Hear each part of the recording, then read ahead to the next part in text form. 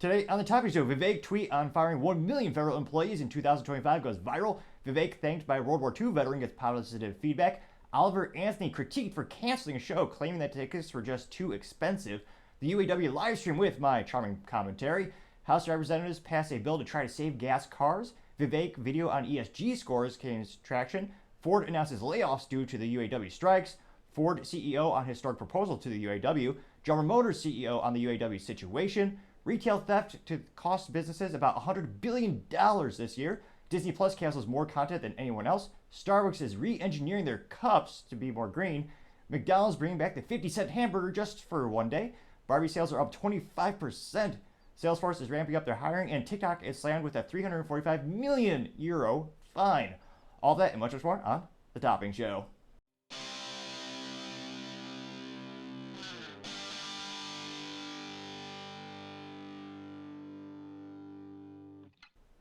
Thank you everyone for taking the time to tune in today. Today's episode of Topping Show is sponsored by Topping Technologies. Topping Technologies is an IT value-added reseller and services company with a special proficiency in IT security. Heck, I see their founder release twice today. Gotta say he's quite handsome and brilliant. He's me, that's a joke. If you're an IT leader or a business owner, you reach the team at sales@toppingtechnologies.com. Also, we're giving away a free flamethrower. Yes, you can mount it on an AR-15 with every September purchase. Go to a website for additional details. Lastly, for the intro, trying to get to 4,000 subscribers by the end of September. So if you click that button, I would greatly appreciate it. Now, going over to the business part of the podcast, you have Starbucks re-engineering their cups for climate change. Now, one of the most iconic things about Starbucks, in addition to the logo, is the white cup. It actually was so famous, it actually was cast as a character, I believe, in the show called Game of Thrones. And I can only assume it was the main character of the show by how much feedback I heard about the cup in the film, or rather, in the TV series. It probably had as much personality as many of the people working on the show, presumably. But nevertheless, it shot to stardom. Not only can a cup start off as something that you drink up, but if that cup works really hard, it can become just as competent as a Hollywood actor and be in one of the premiere films. But enough on the success of that particular cup. It looks like Starbucks wants their cups by 2030 to move completely away from disposable cups. They also appear to be moving away from convenience. Now, this is actually coming specifically from the Seattle Times. They say, quote, "Today's drive to overhaul the cup comes from an obvious business imperative. Producing disposable products like cups creates greenhouse gas emissions, which warm the planet and lead to extreme weather events and other manifestations of climate change. That goes against the customers' increasingly expectations for companies to be part of the solution of climate change." Unquote. Now, I'm not saying things are not real in terms of the human impact on the environment. I do question how much an individual cup, well, collectively, Starbucks makes a lot of cups, but it is interesting how everyone ignores the 500-pound elephant, or perhaps more appropriate, of a metaphor, the 500-pound panda in the room, since that's where most of the world's emissions come from.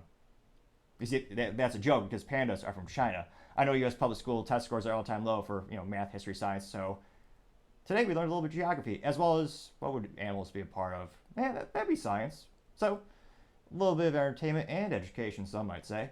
Now, it looks like at a store they actually have some programs where they don't serve any disposable Starbucks cups. So, and not even the plasticky ones, the little, the cheap little plastic where, it's single use. Now, it looks like they have a program similar to when you go to a store and you see there's like a little barrel of umbrellas, and the courtesy is if you take an umbrella, next time you bring back, you bring it with you. And it looks like a couple of these Starbucks stores have a similar program where they have this, it's just a little bit better than the disposable plastic ones. And, you take it home with you, and in theory, you bring it back. Now, it'll be interesting to see. The only way I could see this being successful, and again, it's one of those things where Thomas Sowell, a brilliant man, he is famous for saying there's no solution, it's only trade-offs, which I tend to find truer and truer the older I get. In this situation, it takes more energy to make more durable products, like the plastic cups, in terms of the heavy-duty, reusable plastic cups. So it'd be fascinating to see a breakdown of the carbon emissions through all the variables in terms of that, and compare the two. And again, Starbucks is ever exponentially increasing the amount of recyclable paper that they put into and utilize to make the disposable cup. But it's also one of those things where I don't think it'll be very profitable for the company. I think I'll lose money partially because I've been so, perhaps this belongs to the culture part of the podcast, but I was so disappointed by humanity in terms of how many people are so lazy, they simply acquiesce from returning their goddamn cart when they go grocery shopping. I can't help but notice there's so many people that are so lazy, they can't push the cart back 10 feet after they remove the groceries from their grocery apparatus. They're so lazy, they can't take the cart and return it to the cart return as a decent human being should do. Now, I can't help but see a parallel with Starbucks. If they have these more expensive cups, unless they charge a preposterous amount of money, like $5 to $10 for the heavy-duty plastic cup, even then, I can't help but think people are going to buy it and they'll throw it out when they get home, or it's one of those things where, let me know in the comments, do you think this will be successful long term? Because you're taking away from the convenience of a customer. Now a customer has to bring their own coffee beverage device to the Starbucks, which in terms of business practice, I do believe it is clever for them. They do give a discount right now if you do that act. So if you bring your own coffee apparatus, usually some Yeti is a popular brand, of course. Well, I was going to say, case in point. But if you bring it to Starbucks, I think they give you like $1 off. Now, that's good because it provides an actual incentive that the customer benefits from, in addition to being better for the climate.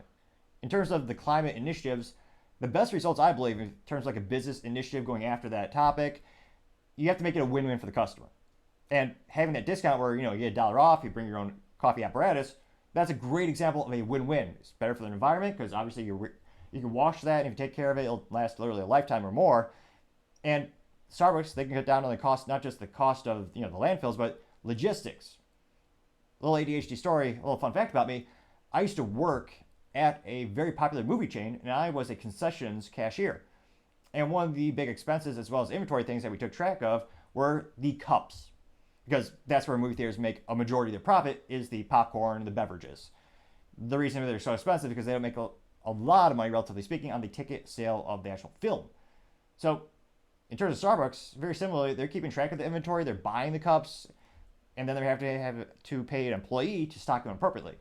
So there are a lot of benefits to it, but it'll be interesting to see what's the customer pushback. Do a majority of people in the United States, are they willing to trade convenience for the environment?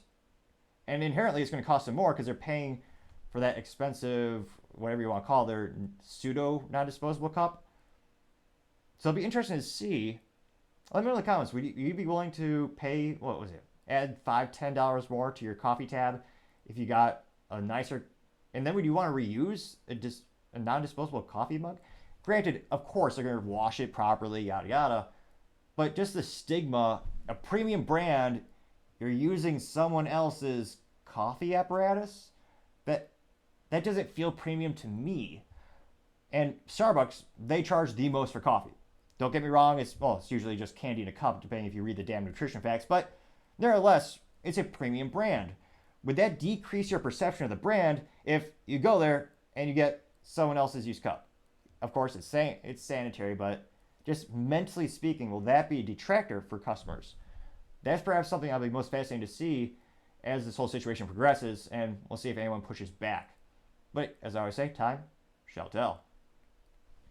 Other interesting business news, you have McDonald's. They're going to sell their hamburgers for 50 cents to celebrate another holiday in the U.S., because of course we have holidays for everything in the United States. It is the National Cheeseburger Day, because again, we have holidays for every stupid thing on the planet. Now, this is going to be taking place September 18th, so mark your calendars if you're so woefully addicted to McDonald's that you need to be reminded. Now, it looks like this will be the same price for their classic double cheeseburger. And you can thank your government for this, at least the United States, for ridiculous inflation. Right now we have 40-year hyperinflation thanks to the government's ineptitudes on the left and the right. Now, this is how much the hamburger cost in 1982. That's insane. Now, it is brilliant marketing because everyone, that's a phenomenal value. They're losing money on this prospect.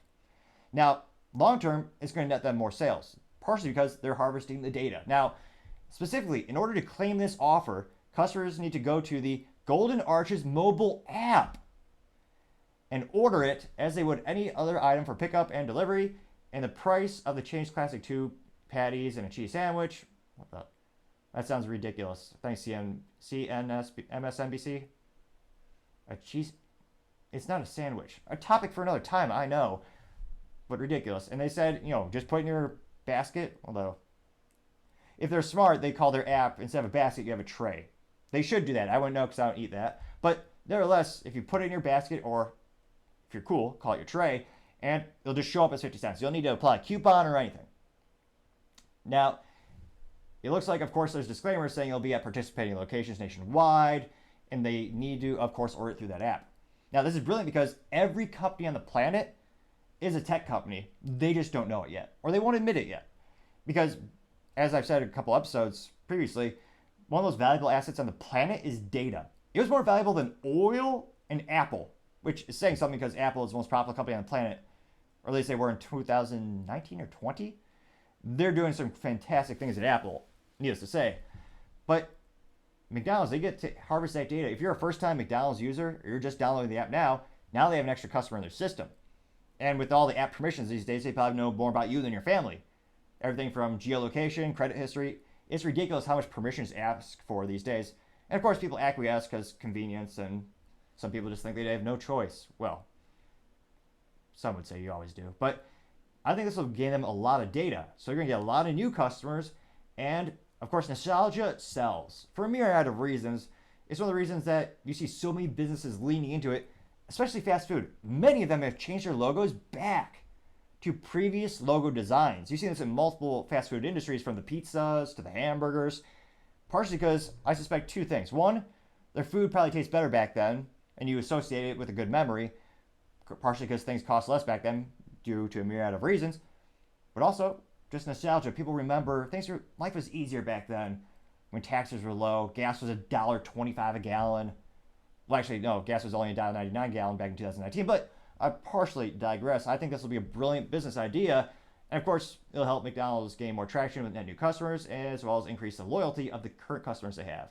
So I think that's going to be a pretty good business idea. And they are publicly traded, so perhaps we'll be able to see some of that interesting data once it's gathered. Other interesting business news, you have Barbie sales up 25%. Ridiculous.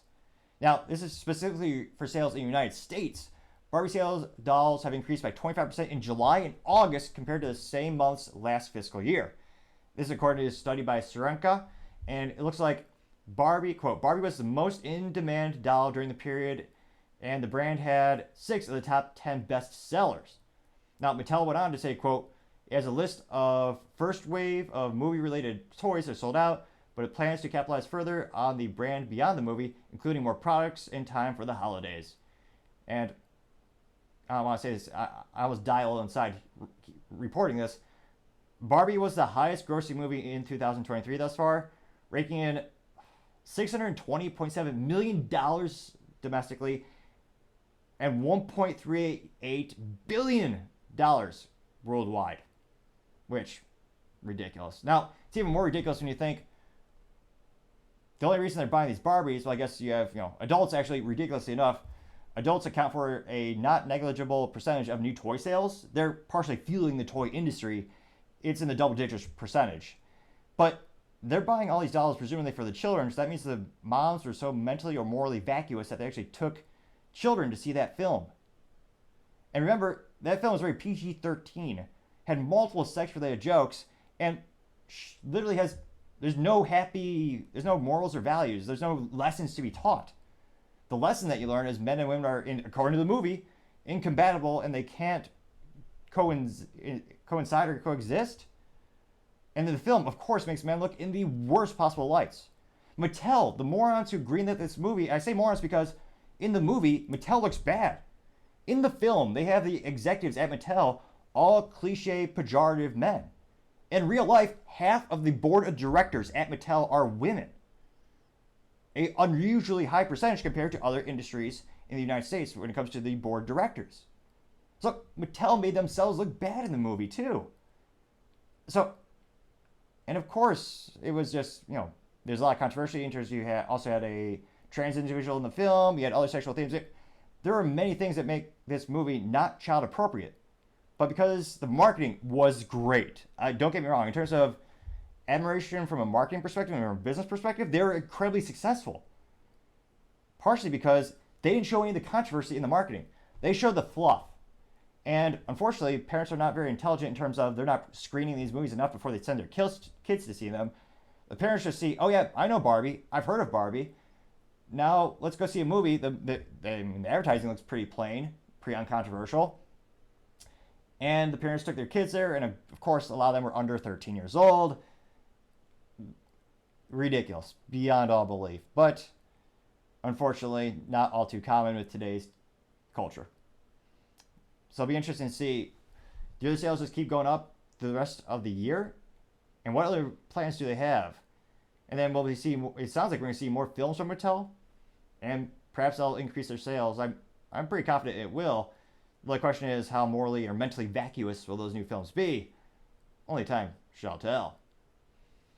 Other interesting business news, you have Salesforce wanting to expand their company and hire 3,000 sales representatives. Well, mostly sales, a little bit of engineering.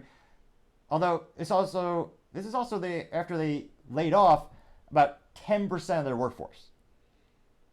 So not the best looks or optics, a lot of pushback, a little bit of negativity on the social media, so to say. And they specifically said that the roles will be in sales, engineering, and they're going to focus on the company's cloud data product per Bloomberg. And in terms of laying off their employees, they laid off about 10% of their workforce. And right now on LinkedIn, they have 70,600 employees people on LinkedIn who currently link them as a current employer. So in terms of net employees, they're still down compared to the beginning of the year. So it's interesting to see they're starting to grow again. Perhaps that's hopefully signs the economy might be picking up. Because in terms of Salesforce, I can't conceivably think of why an individual would need it. They sell business software, in which it's a customer relationship management or a CRM software. I know there's there might be some Salesforce engineers watching. I know you can do seemingly limitless things with the software, from sending emails. So there's a lot of capabilities, but their core competency that people know them for is a CRM tool, very well known into the business-to-business operations and business-to-consumer operations. So maybe they think there's more businesses that have more demand for it, so they're going to go hire some more sales reps. So perhaps this is a sign that the economy is turning around. I can't help but think this is very small evidence. Most all the other companies are laying people off, but I'm glad to see some job expansion, and hopefully they're able to get some good sales reps. Lord knows they need the money. That's perhaps a single employer keeping San Francisco from just plunging into the further depths of crime. Well, I was going to say there's a myriad of things wrong with San Francisco, but they're one of the only employers still headquartered there. Many have left, not just retailers, but businesses headquartered in the city have left as well for a myriad of reasons: taxes, crime, drugs, etc. So it'll be interesting to see, but as I always say, time shall tell. Now, going on to the culture part of the podcast, you have Oliver Anthony critiqued for canceling the show. Even Tim Pool chimes in. Now, Oliver Anthony rose to fame seemingly overnight with his iconic song Rich Men North of Richmond, which actually perhaps did some Americans good in terms of, I know public schools, test scores are all-time low, even though we pay unions more and more money every year.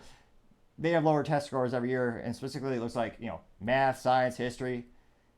And in this case, geography, I don't know where that would fall into. Perhaps that'd be social studies when I was a kid. Now, in this case, the song perhaps provided more education than the public school system. I know, low bar, granted.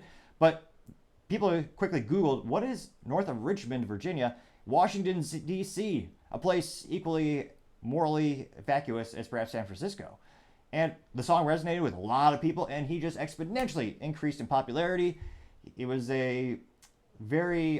many people politically, left, right, middle, a lot of people really felt that that song resonated with them, and he became one of the most famous musicians seemingly overnight. Granted, he's been a musician for quite some time, but fascinating how Freakonomics works when it comes to economics and certain things just jumping off.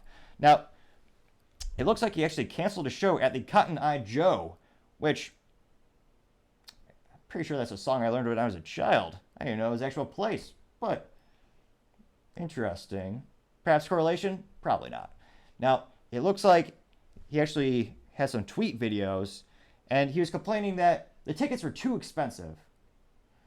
Now, interestingly enough, this show was also going to be taking place apparently in a city called Austin, which is debatably part of Texas. We won't go there yet, or not today perhaps, but it is it's basically the San Francisco, Texas. Extremely expensive, very population dense. And there are allegedly some upsides. Pretty good food last time I went.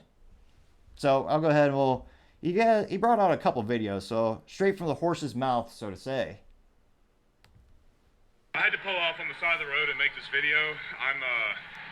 My adrenaline's pumping, man. I'm pissed off right now. And don't buy Cotton Eye Joe tickets for $99 a piece, and sure as hell don't buy VIP passes for whatever bullshit price they're on. I have a buddy of mine who's not a booking agent. He's a friend of mine. He's a full-time plumber, and I'm trying to hire him full-time as my booking agent. And he agreed to the show, I guess, without asking for what the ticket prices are. Don't pay $100 for a ticket. That's horseshit. If we've got to cancel the venue and play somewhere else, we will. I didn't agree to it, and I don't want you to pay it. So please don't. I'm just trying to get the word out now. I don't know when the event got posted, but I had to. And it's really, come on, Elon, why does the video automatically reset and play itself twice? I heard it once, I probably don't need to hear it again. Unless it's a video about myself talking, in which case, if I have not been listening to the comments and not enunciating properly, I'd probably have to listen to it two or three times to get a sense of it. Pun on myself, perhaps.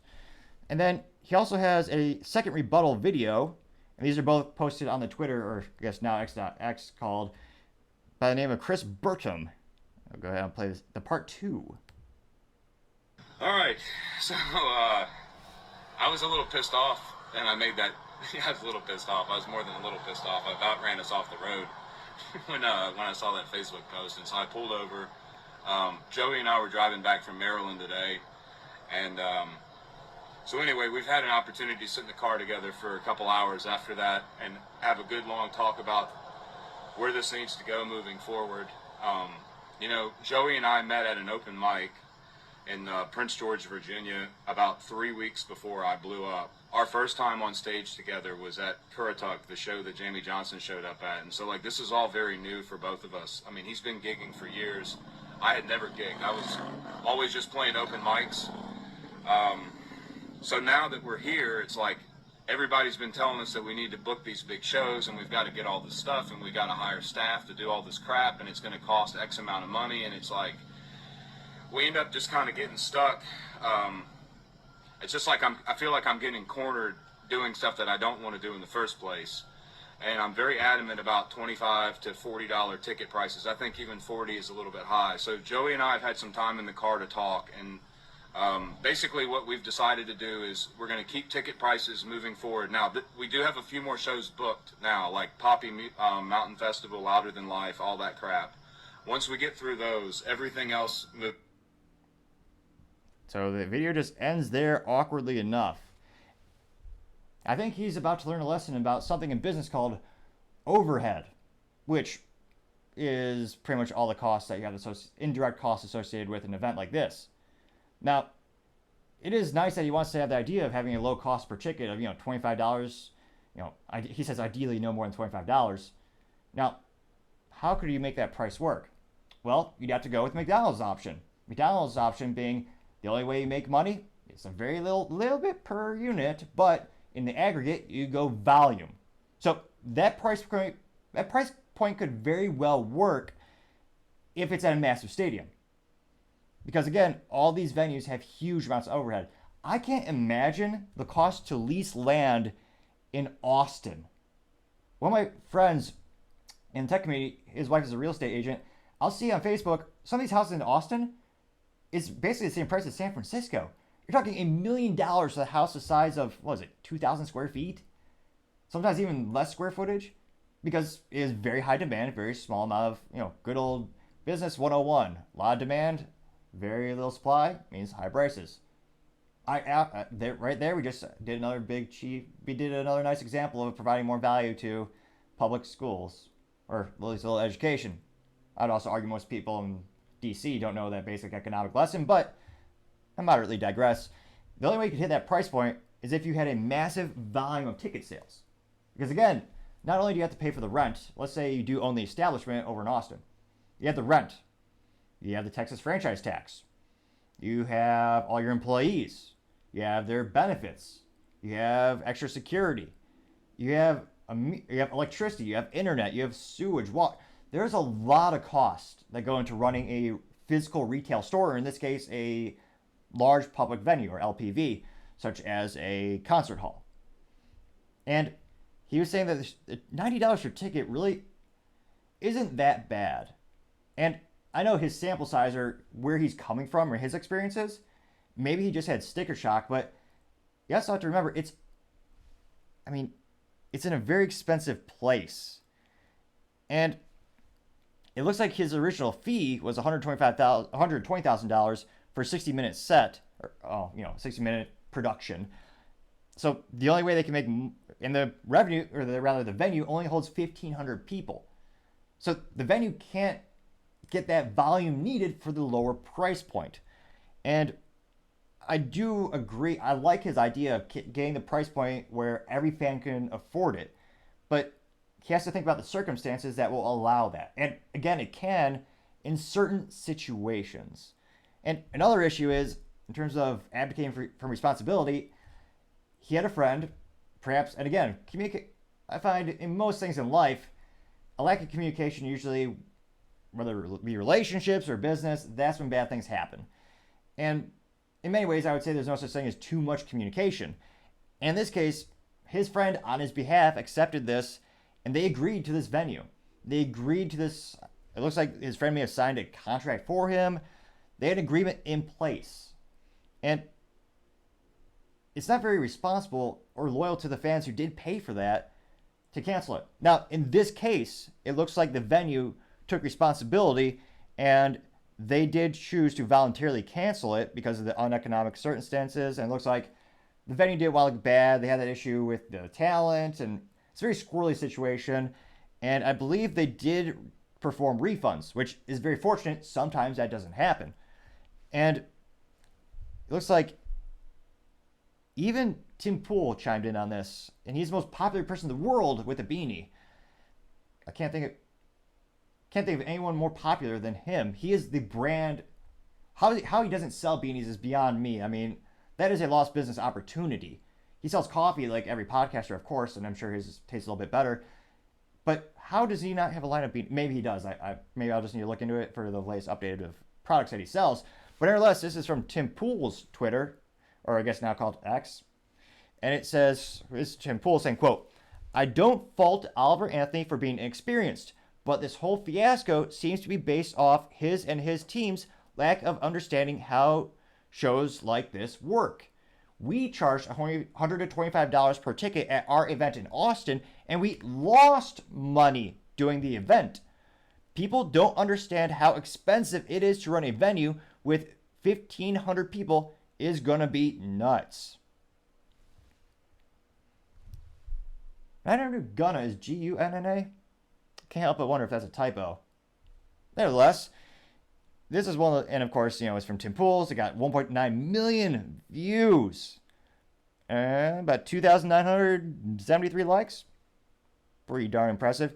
And Tim Pool, in terms of knowing, he is much more. Of course, he owns a small business, so it makes sense for him to know some of these additional details. And one of his other comments said, quote, "For Cotton Eye Joe, the venue, they're expecting to likely break even off the ticket sales and make some money off the booze sales. Homie doesn't seem to get it," unquote. Which is true. That's how they could actually perhaps make a profit on it if they're breaking even with the tickets. But then again, as I mentioned earlier, there's other, even if you're keeping your variable costs just for the specific event, such as the labor costs just for that event, the garbage pickup for that event, there are other business overhead costs that you need to factor in as well. And of course, yes, booze is usually highly profitable. I mean, I can't help but imagine going to a concert. It's always, what is it, 6 to 12? What do public events charge these days? Like 6 to 12, $20 for a little cheap, 5-cent plastic cup with some mediocre light beer thrown in there? Personally, I'm too cheap for that. If anything, I'd probably get something. I would enjoy good spirits at some type of event, but I partially digress. It looks like more and more people were upset with the situation. It looks like when you go to the comments, and the comments are from the original tweet from Chris Burtum. And again, that tweet in 2 days got 4.5 million views and 6,166 likes. So not the best ratio, coming in at 0.14%. But going to the feedback and going to the responses to that, you see someone by the name of Liberal, but not Left. She says, quote, Oliver's fee was literally $120,000 for a 60-minute set at a 1,500-person venue. Now he's blaming the venue for having to price tickets accordingly so they don't go in the red to pay his astronomical fee. I love this guy, but this is an absolute BS misrepresentation of what happened, unquote. Now, she got 47.1 thousand views, but only 362 likes. So not a lot of people chiming in to give her the love. It looks like ratio comes in at 0.77%, so not the best. But then you do have Chris Burton responding to her saying, quote, if you listen to the video, he explains it was an agreement made by a boomer, not him, unquote. Boomer being a pejorative term for people who are older. And his response got 42.4 thousand views, but only 306 likes, giving him a ratio of 0.72%. Which again, even if his friend did agree to it, but whether he likes it or not, his friend was negotiating on his behalf and agreeing on his behalf. So again, it doesn't make Oliver Anthony look good because even indirectly, he's breaking his word to his fans. In this case, it looks like the fans got lucky, but still, as a wise man once said, a man is only as good as his word. Now, you also have somebody by the name of Joey Marino saying, quote, no one will make any profit. Again, I love it when some people do a tweet and the grammar isn't proper, but I will nevertheless read it as they wrote. Said, quote, no one will make any profit if in his tickets are that low and venues won't be able to open to hold him. I admire what he's doing, though. It's just where can he play that can accommodate his crowd size, unquote. Got 19,000 views and 90 likes, coming in at 0.47%.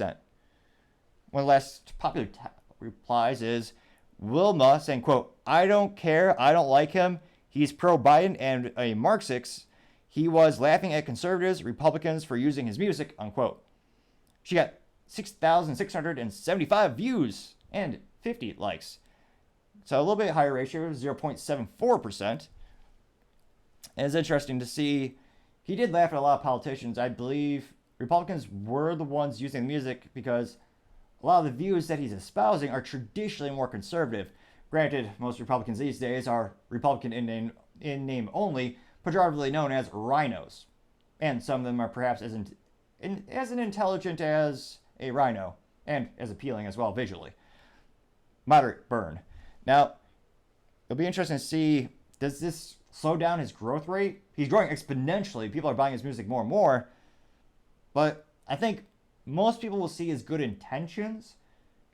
And even though he is abdicating from responsibility, and it's not a good relationship with the venues, I suspect it won't hurt his growth rate too much. Let me know in the comments if you disagree, though. Be interesting to see what you have to say.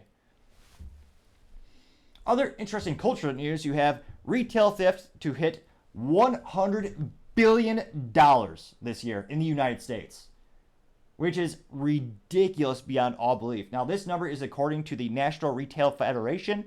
And in terms of anecdotal evidence, specifically, we talked about this a little bit earlier, or a couple episodes ago, the CEO of Nordstrom, which in August lost $300,000 in merchandise during a quote-unquote flash mob in, of course, Los Angeles. They said that it, quote, historical highs that flash mob had 20 thieves in hoodies and masks, unquote. Now, of course, like, you just know they have no self-respect because they're wearing hoodies and they don't suit up, as all men should.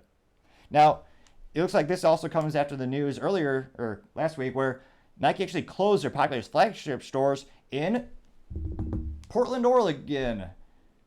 So, can't help but see a correlation where the cities that allow theft and encourage theft with the policies they choose and vote for, those are the cities having the worst theft imaginable. Coincidence? No, absolutely not. Of course not. But this goes to the culture of the United States, which, again, it's not good news. It just appears to be the culture decaying more and more as more and more people not only abdicate from responsibility, but become useless thieves. Literally, what's the next way? The tumors of society? The bloodsuckers of society? I can't think of a pejorative metaphor apt enough for the people who would rather steal than make an honest living. And it's hilarious when people say, oh, they're just hungry. They're stealing clothing from Nordstrom. And when they had all these thefts at CVS, they're stealing alcohol. They're stealing premium coffee. They're stealing makeup. Those are some of the top categories of products being stolen. I have yet to see someone steal a book, work boots, or a loaf of bread. Or a suit, now that I think about it. Coincidence? No, I don't think so. Because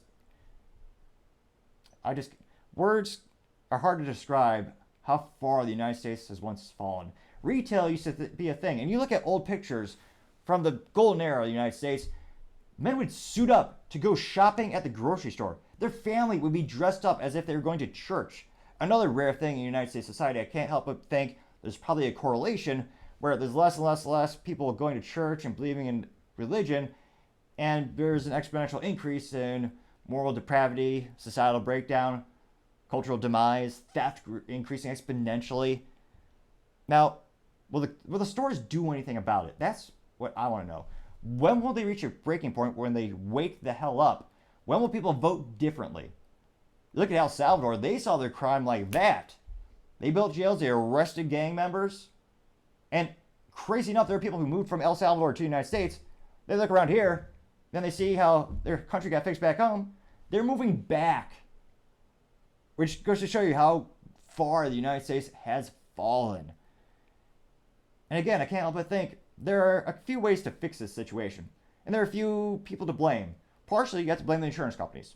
Now, the insurance companies, they increase the rates of these stores sometimes if they intervene with theft, because there's inherently more risk. The employee might fall, get hurt. They might fall when they're tackling them, get hurt. The perpetrator might actually attack them using lethal force. Those are all more risk than just letting them go. But just letting them go, I would argue, is not just morally vacuous and disgusting, but is causing more of the same problem. So one, talk to the insurance companies, tell them, here's the long-term cost of what you're doing to us. Here's what you're doing to our country from a societal and a cultural perspective. So that's one thing you have to fix. Two, the stores, two, you need to have a cultural awakening. People need to vote for district attorneys to actually do their damn job, which is a rare thing in and of itself these days, where they usually let people off the hook, partially because the people are voting for it. Look in California, they took the crime. If you stole something that was $950 in California, they used to be a felony and you would be prosecuted appropriately. Well, actually, I would say not harsh enough. So, in my opinion, not appropriately enough, or not harsh enough. They actually changed it from a felony to a misdemeanor. They voted for it. They're getting what they want. Now, since it's a misdemeanor, it's already lower down the totem pole in terms of crimes. District attorneys will kick it down because they're always negotiating. And you also have the district attorneys who, they just don't prosecute. They just let them go. Which, again, from a cultural perspective and a societal perspective, that's made the problem exponentially worse. So you need to vote them out and find people who actually do their job. Third, you need the stores to not just have theft prevention, but they need to prosecute them. The store should have a big sign saying, if you steal, we'll sue you for every penny you have. If you're caught and you're proven in court, we're taking you to the bank. Now, a final thing that I think would fix two problems at once. One, there are always veterans who could use some jobs in the United States. So there's a little bit of an unemployment issue right there. I know a great way to solve it. There are a few things more effective than a Marine with a rifle. Put that in front of the store. Let them know not only if you're going to steal from us, if you are a morally vacuous, evil person, we will stop you without hesitation. Those four things, I think, will not just turn around fiscally for the United States in terms of the bleeding of this $100 billion loss, but I think it will improve the culture, because something has to change. This problem is getting worse and worse and worse. Let me know in the comments if you have other ideals or ideas that are more effective that we might be able to propose to some of our friends and family, that we might be able to advocate for to get this message across that this problem is getting worse and there needs to be some type of change. Because all I know is that the definition of insanity is doing the same thing again and again and again and expecting a different result. And right now, that's what we're doing. And it's getting worse and worse and worse, and is just continuing to the demise and the cultural decay of the United States. But That's just my 3 cents. Used to be 2 cents, but 40-year hyperinflation, gotta be 3 cents. Should be 4, but I'm a generous man. Should be 4 cents. Though, it's still free to click that subscribe button. Other interesting cultural news, you have Disney Plus slashing content by 40%, or just about. Now, specifically between Disney Plus and Hulu, which they own a majority share in Hulu stock, and they're going to subsequently buy out the remaining from, I believe, Comcast, they've canceled 36.3% of their shows, more than any other streaming platform. That's astronomical. Now, why would Disney have to do this? Well, quite simple. No one's tuning in. Because culturally speaking, I think they are perhaps one of the most disconnected companies on the planet. When it comes to, in business, the most important thing is to know the customer. What is your customer looking for? What are their values? What do they need from a product or your service? How can you increase the relationship? How can you give them more of what they want? Some things might tank the company, depending on what demographic, geographically. There are many things that go into the makeup of what your customer base is. And in some cases, you want everyone to be your customer. You're not going for a niche market, you're going for a mass market. Think of a company that sells perhaps water. Although, given the politics of the United States, even that would somehow become a political issue. But Disney used to be a thing everyone loved. No controversy. They actually had these rare, unusual things in the United States. Nowadays, it's unusual to hear these words. They're called morals, values, and lessons. One of the most famous ones, perhaps, being the Bare Necessities song from the Jungle Book, where they talk about the bare necessities, which most Americans nowadays have no idea what they are. Another lesson for another time, but shortly said, there are things you don't need. There are bare necessities, although if they were to remake that film now, the bear in the film would not be a bear that comes from a zoo. I shall not elaborate more, since I know perhaps there are some youngins listening. But it's one of those instances where nowadays Disney has become so political, they are pushing so much, maybe we call propaganda, that's dividing their audience completely. They're inserting overt sexual themes into children's materials. Things that are not acceptable for, I would say, any age below 18, depending on your philosophy on when you introduce topics to kids. And some topics I don't think you should ever introduce, depending on what they are. Another topic for another time, perhaps. But they're so disconnected, they're losing money on these programs. That's why they're canceling them. If you're making money on a program, you very rarely ever cancel it. Maybe once in a blue moon, if there's a controversy with the main actor or actress in the film or the series or the movie, you might cancel it. Or if there's a big controversy around the topic of the film and something happens unrelated, or rather a third party does something and you might not think it's tasteful. You might reminisce about George Carlin and people dying in planes. He was about to release a special, he's a comedian, around 9/11. And because of how it would not be tasteful, even though he wasn't talking about that specific event, they were somewhat correlated, so he chose not to release it. I was going to say apples to orange perhaps, but conceptually, there's these things where they're releasing these out, and just more and more, they're inserting political, many would say morally vacuous things. And the audience is aware of that. That's right, they've lost about $2 billion on movies this year. It's a company that used to print money, basically, when it came to film and TV. Now they're bleeding. Not just, not just their stock, but fiscally speaking as well, they're losing money. Disney Plus still hasn't shown a profit, which again, over time, things do become profitable if you're doing the right things. Tesla perhaps being the most famous examples. And Disney Plus still isn't there yet. And the streaming wars are in full throttle. Every business, every media company has a streaming service. And Disney might actually have to sell some assets if they want to see this come to fruition. But culturally speaking, the disconnect is getting worse, not better. There are people who are proud to work as Disney as activists. And they haven't fired those people. Quite the opposite, they're empowering them.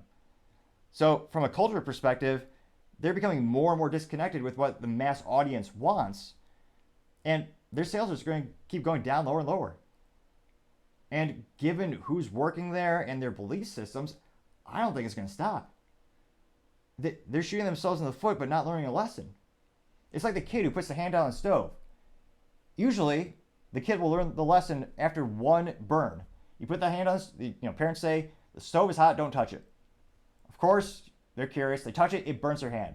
Most of them would understand from that lesson, okay, now I know for sure that bad thing will happen. Disney, it's like Mickey Mouse took off the glove and just stuck it on the stove and is leaving it there, and it's just frying more and more and more, which would smell pretty bad because, of course, Mickey Mouse is a rat or a mouse. So I dare not fathom that smell. But that smell perhaps could be a good metaphor for what Disney has now become. And let me know in the comments, do you think long term will this current administration with Bob Iger leading the company again, with the current people working there, will they keep going down this path? If they do, will that ever become profitable? How many decades of change would it take in terms of the United States demographic changes will it take? A lot of people argue the pendulum swings back and forth between different political issues and demographics.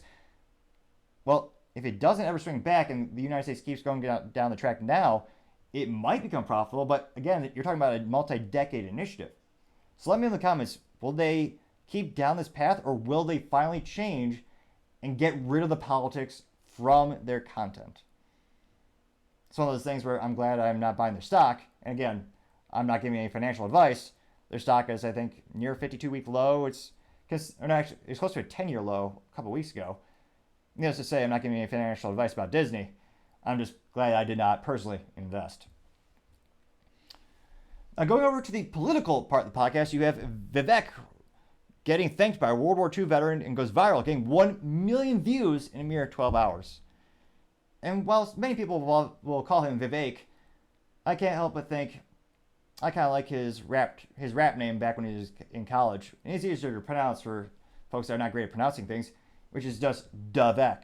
Which, again, I think he got in trouble with Eminem because Eminem is he used to be a bad guy, solve things on the streets, as they would pejoratively say. But Eminem now just cried and said, I'm going to sue you if you don't stop using my music. Really, Eminem? Everyone knows this should have ended with a rap battle. Eminem versus Vivek. That's how it should have ended. But Eminem is pathetic and he won't do that. So going to the clip actually that went viral. This is posted by appropriately named Kate the Great. Go ahead and I'll play that really quick here. And again, I appreciate the feedback. If you know of a good software where I could play this in real time, or an easy software I could post it. Right now I'm using Blackmagic DaVinci Resolve, the DaVinci is a software that I'm currently using for editing. If you know something that I could use in production, I've tried a couple, but the camera keeps crashing, so I appreciate feedback if you know of any good softwares, and then we'll be able to incorporate it and make the show better and better. But with the current technology I have today, I'll go ahead and I'll play this really quick. I'd like to say I'm a veteran of World War II.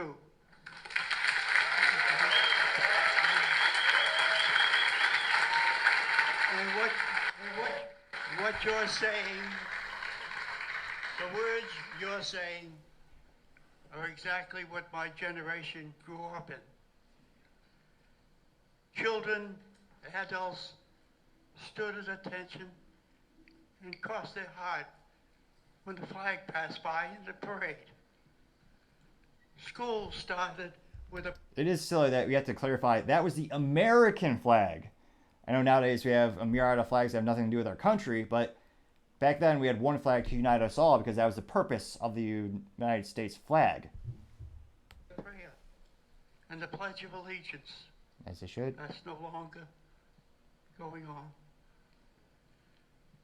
There was a loyalty and pride in America.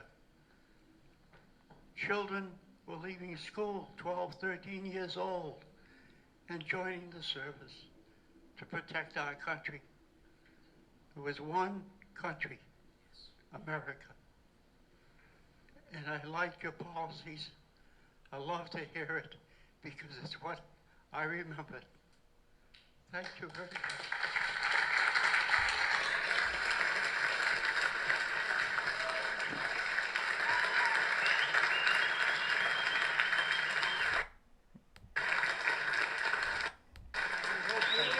Service to this country. It means a lot. Yeah. Thank you. You're my hero. You're my hero. You're my hero. From one generation to the next. Profoundly powerful. The greatest generation, the greatest warriors of all time, the World War II veterans. It's sad. You can hear it you could hear the pain in his voice Because the United States has fallen so much, more, not just economically, but morally, in a myriad of categories. The United States has decayed to be nothing but a vestige of what it used to be. Perhaps more appropriately, just a shadow of what it used to be. Because he's right, schools used to have pride. They used to teach patriotism. They don't do that in the United States anymore. In fact, they give kids, or moronic parents give kids TikTok, which teaches them the antithesis, the exact opposite. Other countries, proud of their heritage. Public schools, again, a big issue with the teachers' unions, many issues there, of course. One of them being, many of them aren't teaching them the basic morals and values of the United States, such as all men are created equal. Quite the opposite. Schools are actually teaching people to judge them based on characteristics they cannot control, such as their race and where they're from. You should always judge a man not by how he looks, but rather what are his actions, or is his beliefs. But unfortunately, all too often, those seem to be less and less correlated as people have less and less common these days. And public schools, that is a breeding ground for a myriad of issues. And that's perhaps another great example of the government messing something up. Now, in terms of the feedback, again, it got 1 million views in 12 hours. It got 6,433 likes. Now, in terms of the feedback, Vivek's had a couple are more controversial in terms of, I believe he talked about his ideals or his concerns about, what should the government do with social media intervening with kids, and there's whole debate there about what the government should do versus parents. In this case, it was overwhelmingly positive. One of the best comments was from Nick Mosier saying, quote, "World War II veteran reminiscing about a time when we were a proud nation hits me right where it feels," unquote. He got 9,066 views and 287 likes. Pretty good percentage, getting a ratio of 3.17%.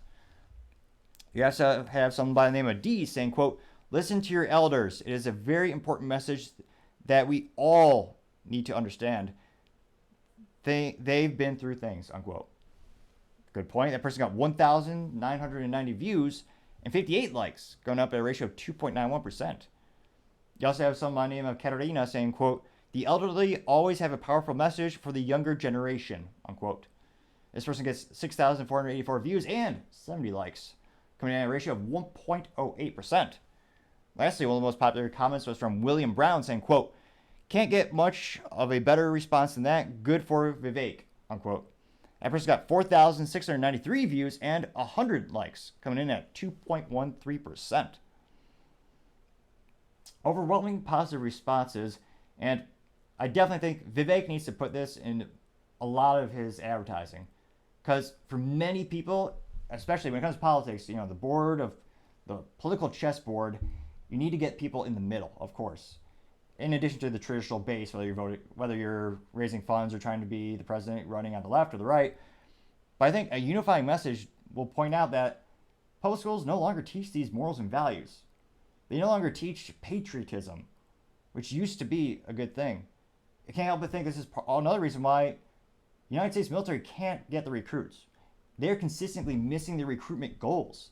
Now, the military has also become political and is supporting political ideologies, such as the politically charged issue as transgenderism, where you actually have, and these are supposed to be commercials for the military, you have a male in the military doing some social media thing, dressed as a man in the military, and then it does like the screen, before and after, they do like a screen jump, or just flashes to another screen, and it's the same man, but dressed up now as a woman, complete with makeup and many would say a pejorative wig that a lot of people are comparing to woman face or whatever pejorative term you choose. That's what the military is doing now. It's no longer be the best you can be, it's diversity. Where when I talk to my friends in the military, the whole point is you're one unit. You're one team. We don't care about where you came from or who you think. We don't care what country you're from. You're from America now. You're fighting as a single unit. No race matters. No religion matters. You're one unit. And very similar to public school, it's the antithesis being taught these days. And I think this message is very powerful. And in terms of moves on a political chessboard, this is posted by fans. That's almost even better because, of course, you have to a good thing on social media is not just to have the person posting, but when you have grassroots support, that's another important political initiative as well, or methodology, some might say. But I think it's going to resonate with a lot of people. And crazy enough, people are going to think this is a politically divisive message, because there are some people who want to inject politics into schools, which, I mean, nowadays public schools, I would almost compare them to, well, 1984 being an apt, appropriate novel for many of these situations, but they're nothing more than indoctrination zones, where they're teaching you what their ideologies are, and they are not what the country used to be, or many would say, more accurately, what the country should redefine itself as. It should find its roots of what the United States was founded on. We need to dust off the history books and reinstate some of these great lessons, like we have a great country. Will that happen? Time shall tell, but I certainly hope so. Other interesting political news, you have the House of Representatives passing a bill to stop states from the ban of new gasoline vehicle sales. Looking at you, California. Now, this is a very important piece of legislation, which I don't say that too often, since many of the legislation is usually just fluff that doesn't affect your life. But in this case, California, in their infinite, what's the opposite of wisdom, moronic decision making, they wanted to ban the sale of gas cars. And it is by 2030 or 2035. They're already going to ban gas generators, so you will freeze to death or sweat to death in the summers. And they also passed a law to ban gas lawnmowers, gas leaf blowers. Pretty much, they want to ban convenience in many ways, I would argue. Now, it's even more hilarious that California, with the current electric grid, because again, they're not smart enough to do something like nuclear energy, which is one of the best forms of energy that we currently have in terms of the current technologies to choose from. But California, they'll have rolling brownouts and blackouts where they'll tell you you're not allowed to charge your electric car today because we're struggling with our electric grid because it sucks, simply put. So they can't meet the current demands of the energy grid, but California thinks they're going to somehow be able to handle a whole fleet of EVs. This coming from the state so mentally vacuous, they spent $400 million building a net under the Golden Gate Bridge. $400 million for a net. That's how utterly inept the state is in terms of their practices. That's ridiculous. And of course, the project took years. And apparently they did it because they wanted to save some lives because people were jumping off. $400 million. And it seems realistically it's catching a lot of smartphones, perhaps. That's how they spend money there, which is no surprise. They're so utterly in debt most of the time, which is why they have to tax their people, the people who still remain there, more and more and more. Now, in terms of the significance of them banning gas cars, people ask, well, why should people in the rest of the country care? It's because so many people still live in California despite being taxed to death and having every part of their life controlled by the government, it seems. And that becomes more true as each law passes and each day passes. People still live there. It is right now, the 10th largest car market on the planet is California. That's huge. Now, they're the 10th largest. In terms of the other places, they're literally a larger market than some countries. Now, so they're the 10th largest of the planet. Now, slightly larger than them in the order here, you got Italy, France, UK, Brazil, India, Germany, Japan, US, then China. So China's the biggest, the US collectively, it's the second biggest, what have you. So a lot of the policies there affect businesses who develop vehicles. Now, in terms of the exact policy, interestingly enough, they never specifically named California. Now, I think this is good because it gives consumers, I know Californians hate this, but it's giving consumers something called freedom. So they can choose what type of vehicle they want to buy and not have the government decide for them. Because some of us like to do what's actually green fiscally and better for the environment. What's best for the environment is buy a Toyota Camry with an internal combustion engine. It lasts 1 million miles about and a quarter of a century. That's much better than buying a disposable EV. And again, technology moves very quick. There very well may be a new battery and a new recyclable technology that makes them green for the environment. Right now, with the current technology we have, best thing you can do is buy an internal combustion engine, run it into the ground. But I moderately digress. In terms of the specific legislation, it looks like legislation was passed by the House. The vote breakdown 222 to 190. So that 190 morally vacuous politicians don't want you to have that freedom. Now it looks like specifically it would bar states from limiting the sales of gas-powered cars and rescind any federal approvals for states to do so that were issued since the start of 2022. While the vote, and according to the Hill, quote, while the vote was largely along party lines, 8 Democrats voted with Republicans in favor of the bill.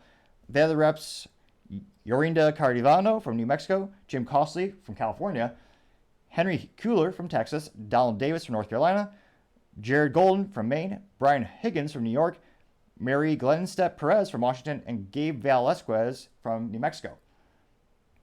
Now, interestingly enough, this is very unusual in politics because usually, especially Democrats, they're much more, what's nicer, not a gang, the group is very tight. They very rarely break ranks in terms of voting with Republicans. Republicans, they do it every single day. They're pejoratively known as rhinos, or Republican in name only. And it's one of those things where I wish there was more crossover in the votes because it would show perhaps more people are reading legislation, and it's not just our gang is cooler than you are, one side is better than the other. It's more of a intellectual conversation. Although, let's be honest, intellectual conversation in Washington is perhaps as rare as finding a winning lottery ticket in where you never find one. As rare as finding a winning lottery ticket in a library.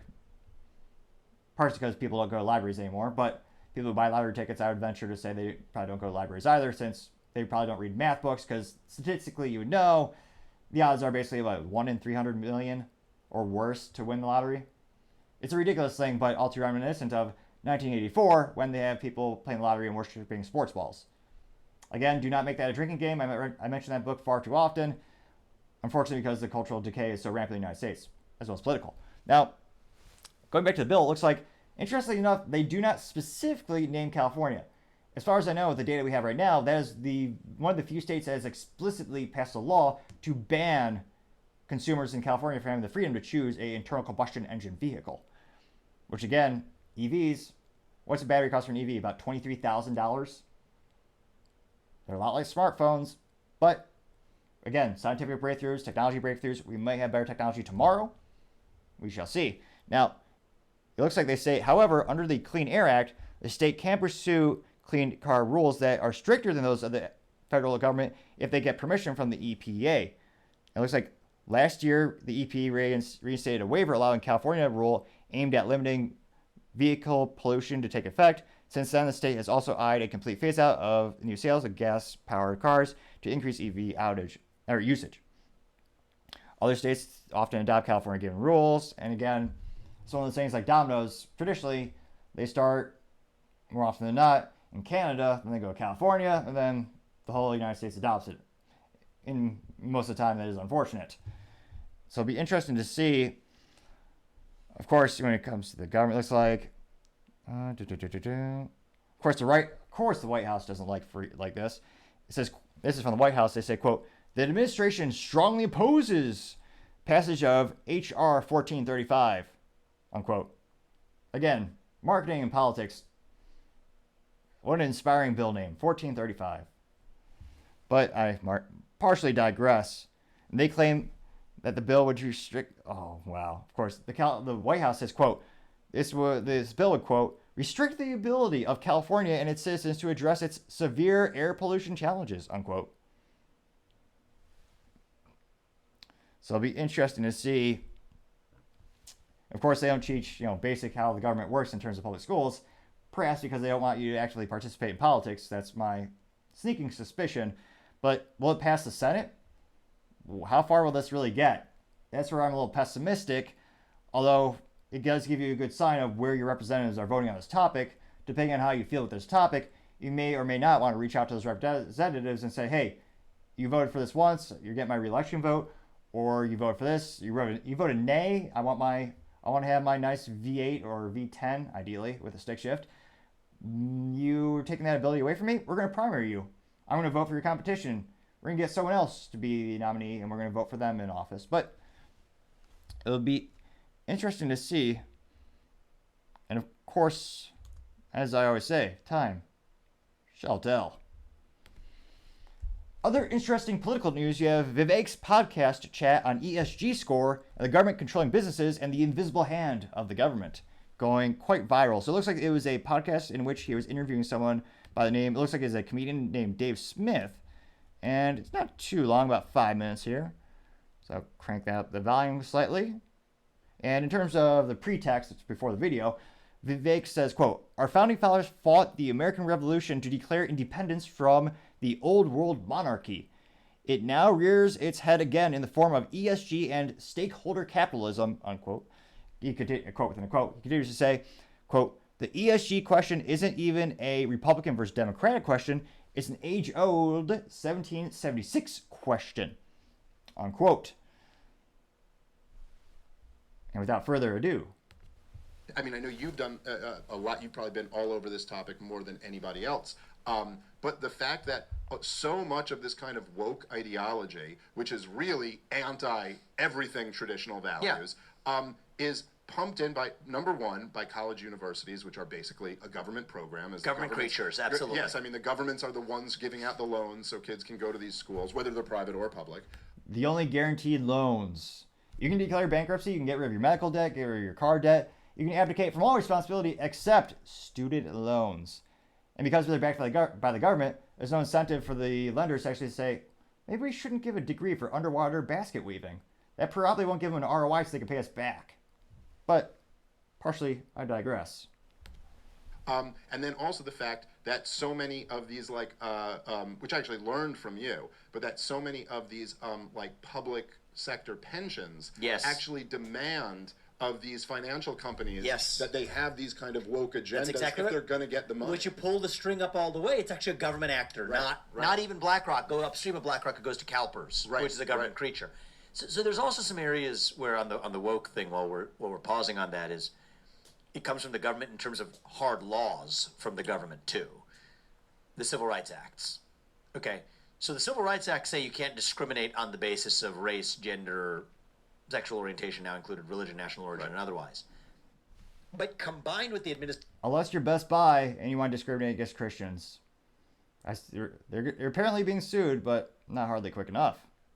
administrative state, like the Equal Employment Opportunity Commission, the EEOC, what that came to mean was through the law, through regulations, right, which were never actually passed by elected representatives, but by unelected bureaucrats, came to mean that if you're an employer, you're a private company, you can't create a what they call hostile work environment for a member of a protected class. So what began as a non-discrimination provision, that you can't discriminate against hiring somebody, now says you can't create a hostile work environment for that member of a protected class. Well, how does one go about creating a hostile work environment? Turns out that allowing the expression of certain viewpoints in the workplace, that itself is a civil rights violation because you have created a hostile work environment. So there's a grandma who wears a red sweater on Fridays to commemorate those who are serving in the military. A guy who's a member of a protected class says that he considers that a microaggression. She no longer has wearing it on Fridays and no longer has the happy hour in the office. She just brings the red sweater and puts it on the back of her chair. He still asserts microaggression. The company is now in a position to say if they don't tell her that she can't do that, that they might be liable under the Civil Rights Acts themselves. And so this is the government creating the conditions for rampant viewpoint discrimination, call it woke capitalism, call it what you want, rampant viewpoint discrimination in the private sector, while leaving political viewpoints unprotected. So it's not the market or the culture that's doing this to us. It's not the invisible hand of the market. It is the invisible hand of government that's guiding us to what looks like a cultural phenomenon of, you know, woke epidemics or whatever. So yes, I agree with you that many people, especially in the conservative movement, who will offer and then turn to a government solution by playing tug of war, miss the point that it was actually first step. What I say is, at least try it. Why don't we just try not paying people not to have more money to be a single mother than to be a dual parent mother, than to say we need a government program to subsidize some sort of pro-family creation. Just try removing the thing that actually created the skewed incentives in the first place, and let's see how that goes. We've never done that in this country, and that's where you would say you have a fairly libertarian-leaning audience here. Yeah, I mean, I'm a hardcore libertarian. I think the audience is whatever the audience is, but to your libertarian friends, and I'm a former self-described libertarian, and probably still have a lot. I definitely have a lot of those instincts still deep in my bones. Though I call myself a conservative for reasons we can talk about. I think there's more to life than just the relationship with the government. But what I would say to our libertarian friends is, just as I'll sort of speak truth to my camp of conservatives or liberals who disagree with me, to the libertarian group, is don't back off of your principles even when it's hard, right? Standing up for the repeal of protected categories in the Civil Rights Acts, that's a difficult thing to do in the current climate. But when you're frustrated with conservatives who are then offering other stupid solutions at times that are symptomatic therapies of how you should use government power to change wokeism, and I hear the libertarian frustration with that. My only advice back is great, but then have the courage to actually stand up for your own principles by repealing the protected categories in the Civil Rights Act, as opposed to hiding in a hole, which is what many of them go on to do. I don't you know get what I'm saying, right? Yeah, 100%. Yeah. So I'm completely with you on that. In terms of the commentary and all statistics, it looks like in a mere 8 hours, it got 71.2 thousand views. Pretty good. And it got 847 likes, coming in a ratio of 1.19%. Not too shabby. Now, it looks like the top responses in the video, one coming from Ryan Wazicki saying, quote, "When oil companies are the top ESG and Tesla isn't one, you can easily tell it's a bogus fraud," unquote. He got 513 views and 10 likes, getting a ratio of 1.95%, which is fascinating. The people who are making ESG scores, they believe EVs are great for the environment. Long-term ROI, no. Great for the environment? They look great for the environment, and they think they are. So that's their thought, the people who are sending these scores out, but they won't give Tesla an ESG score. Why is that? Is it because Elon is a polarizing figure, someone who is involved in politics, someone who is not all in on the government? I can't help but think, yeah, probably. Now, other popular comments are one from a gentleman by the name of Yogi, and I did a little bit of digging. It is not Yogi the Bear. So I'm sorry to disappoint folks that unfortunately is not Yogi the Bear. But nevertheless, this Yogi said, quote, "Right, when will people realize this? They need to think wisely," unquote. Now this person got 1,128 views and 8 likes. And unfortunately, I did not use the good old calculator. So we're going to do some basic, I know, actually, this will be good, because public test scores are at all-time low for many topics and subjects, mathematics included, so we'll do some math today. I'm going to do 8. We got those, what was it? Let's see here. Got 8 likes. And so you're going to take 8 divided by 1,128. That'll give you 0.007709. Now we're going to multiply that by 100 to turn into a percentage. Gives you a percentage of 0.709, so we're going to round up to 0.71%. We have now learned more than some public school attendees have, as bleak as that might sound. Now, in terms of the other popular comments, you have someone by the name of, legitimately, their name is this, Vivek Ramaswamy Press Release Parody. That is the person's name. It is quite a mouthful, some might say. Now, this person said, quote, "We are surging in the polls," unquote. That person got 316 views and 9 likes, coming in at a pretty good ratio of 2.84%. Not too shabby. In terms of moves on the political chessboard, ESG scores have become increasingly very polarizing. Many people are starting to realize they're nothing more than a political, maybe would say a bludgeon to beat your enemies over the head with. And businesses are actually adopting, although I would argue they're just putting a face on, perhaps like Two-Face in the movie Star Trek. I'm kidding. I know it's bad. Nevertheless, you had McDonald's, one of the largest, most successful restaurants in history. They actually removed ESG verbiage and vernacular from their public-facing website. So we are seeing a shift in terms of the appeal, at least from a public perception, of these scores, now there is also about $70 trillion in assets who want that score, aka the large investment firms that push this. So it's not very fair fight in terms of resource allocation. So it's going to be an uphill battle, some might say. But in terms of moves on the political chessboard, I think that's a prudent one to choose. I think a lot of people, people on the right are already, on average, are more against the ESG scores. I think there are a couple of people, maybe a couple on the left, and I think there's a fair amount in the middle, politically speaking, who are starting to see what the mask fall of what ESG scores are standing for and what they really are and what they really do. I think a lot of people woke up to that fact when Tesla, again, which from the people who make the scores up, they think Tesla is the EVs are very green, but they didn't give Tesla a positive ESG score. They gave it to oil companies. So it's one of those interesting things. I think that fact had a lot of people realize the scores might not be fair and might be a political tool.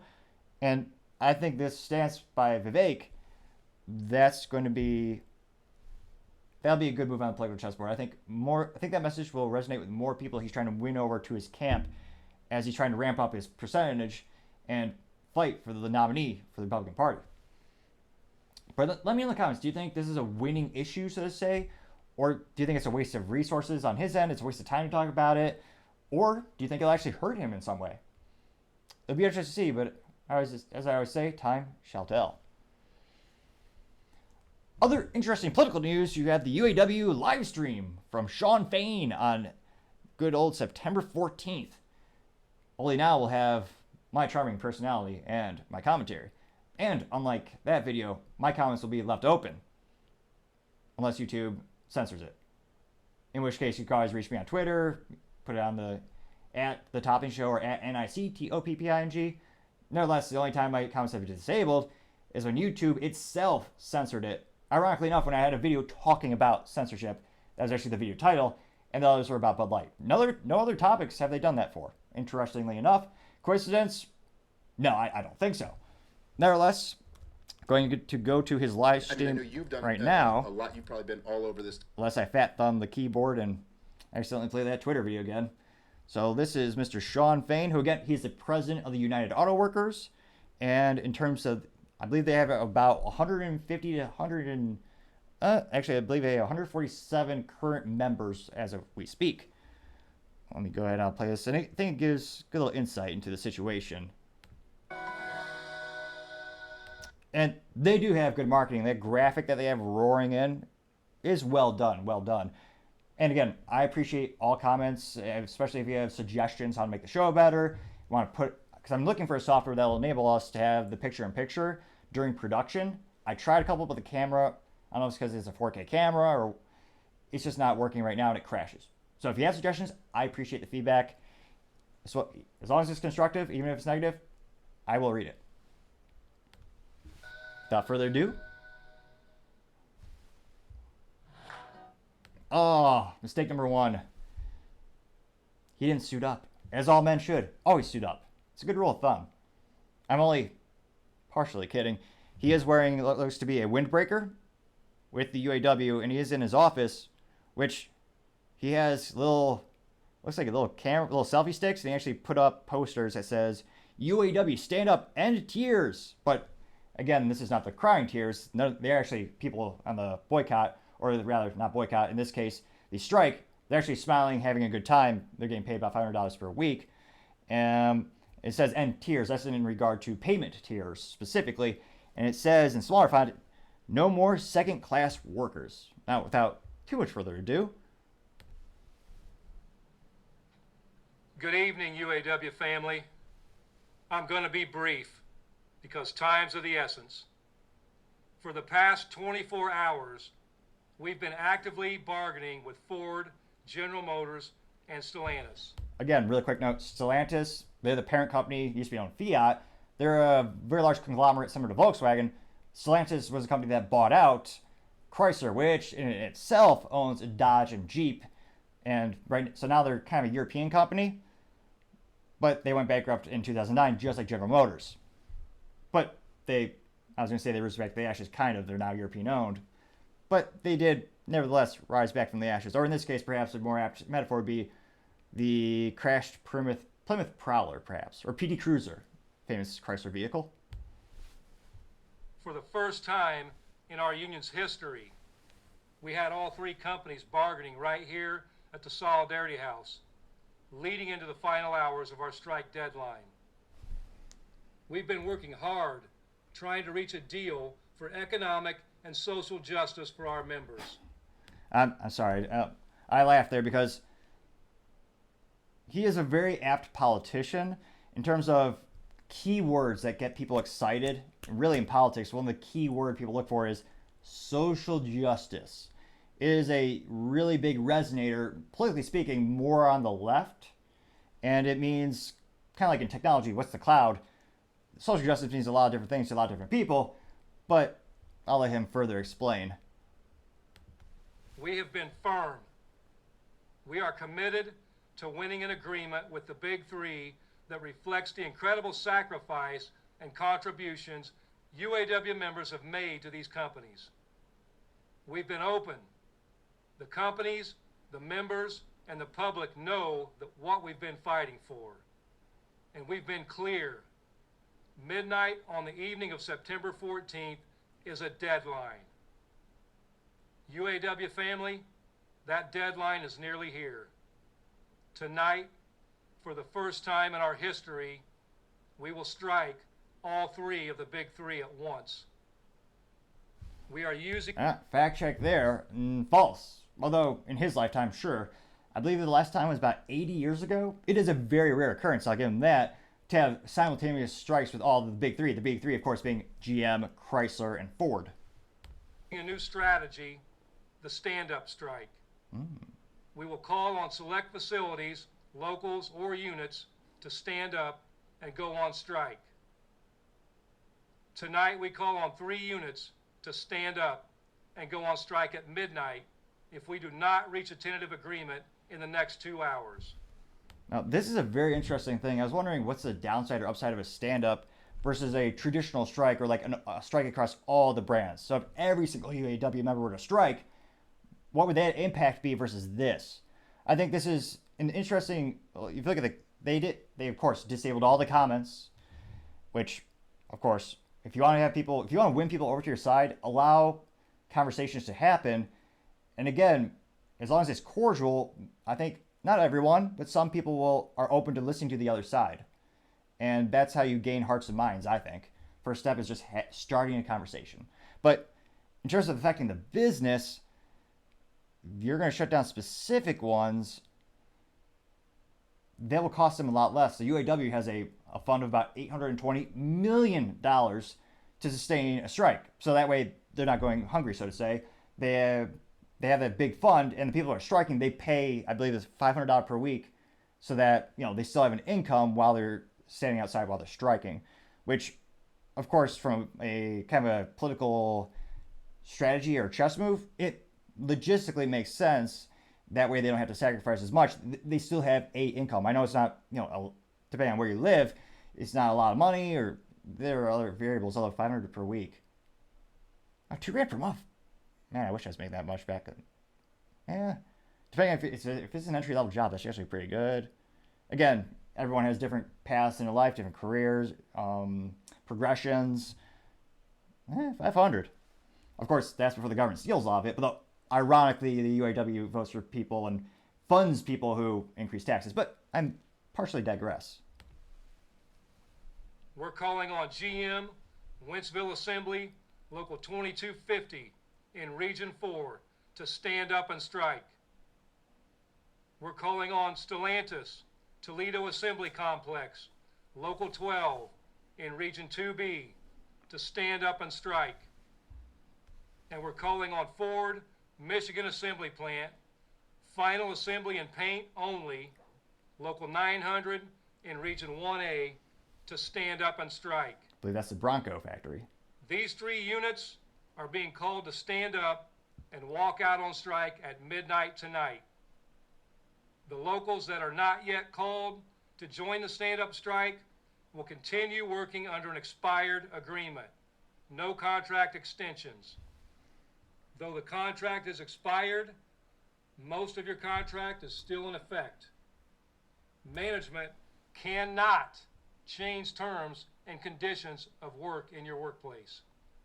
You do not become an employee at will. You cannot be fired or disciplined for no reason. This strategy will keep the companies guessing. It will give our national negotiators maximum leverage and flexibility in bargaining.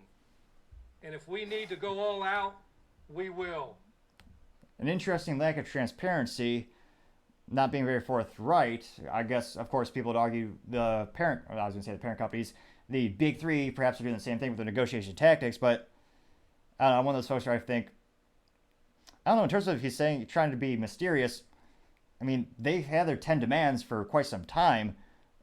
The debate is really how realistic are those and would they bank up the companies? I think that's the big point of contention.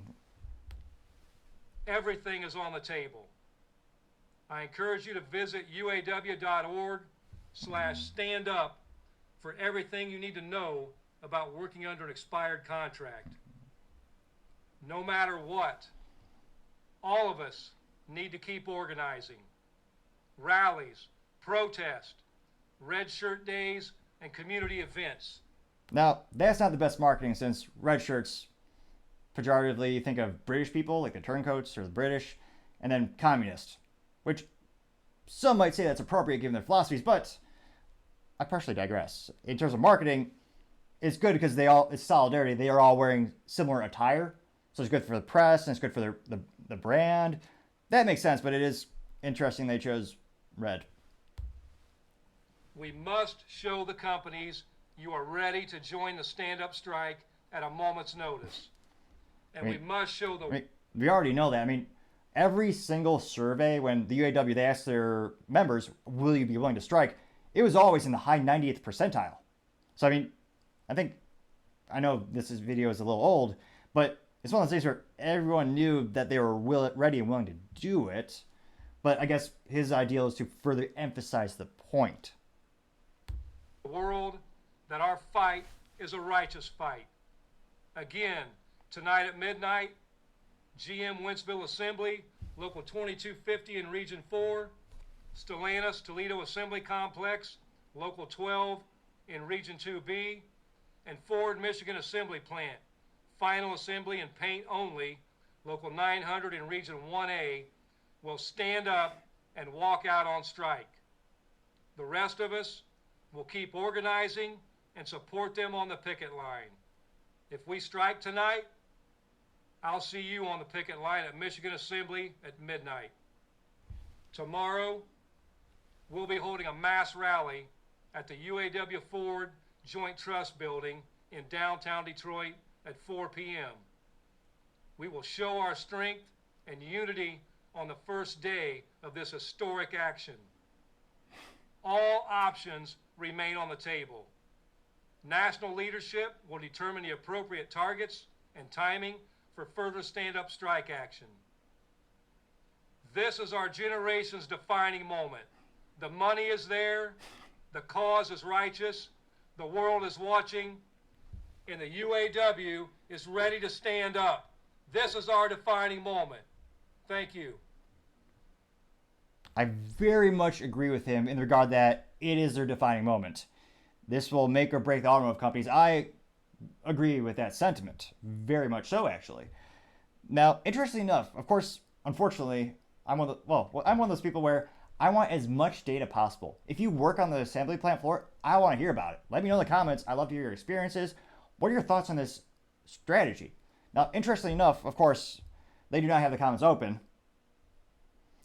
And they also don't have the like counter enabled. So I'll have to look into one of those third-party applications where actually it will tell you the real like versus dislike ratio.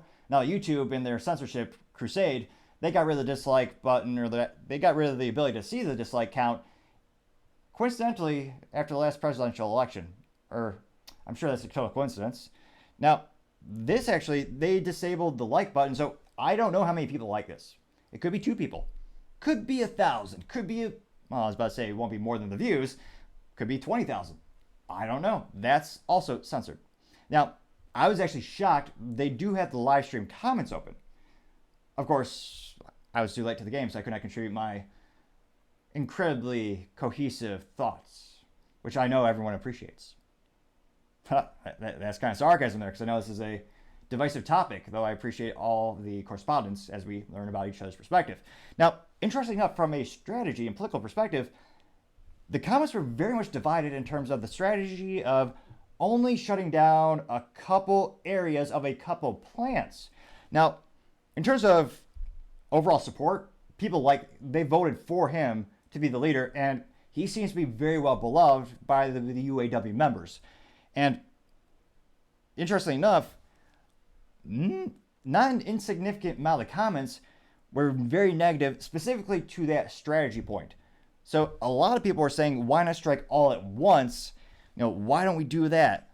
Now, in terms of moves on the political chessboard, I actually don't think that'd be beneficial to do a full strike right now.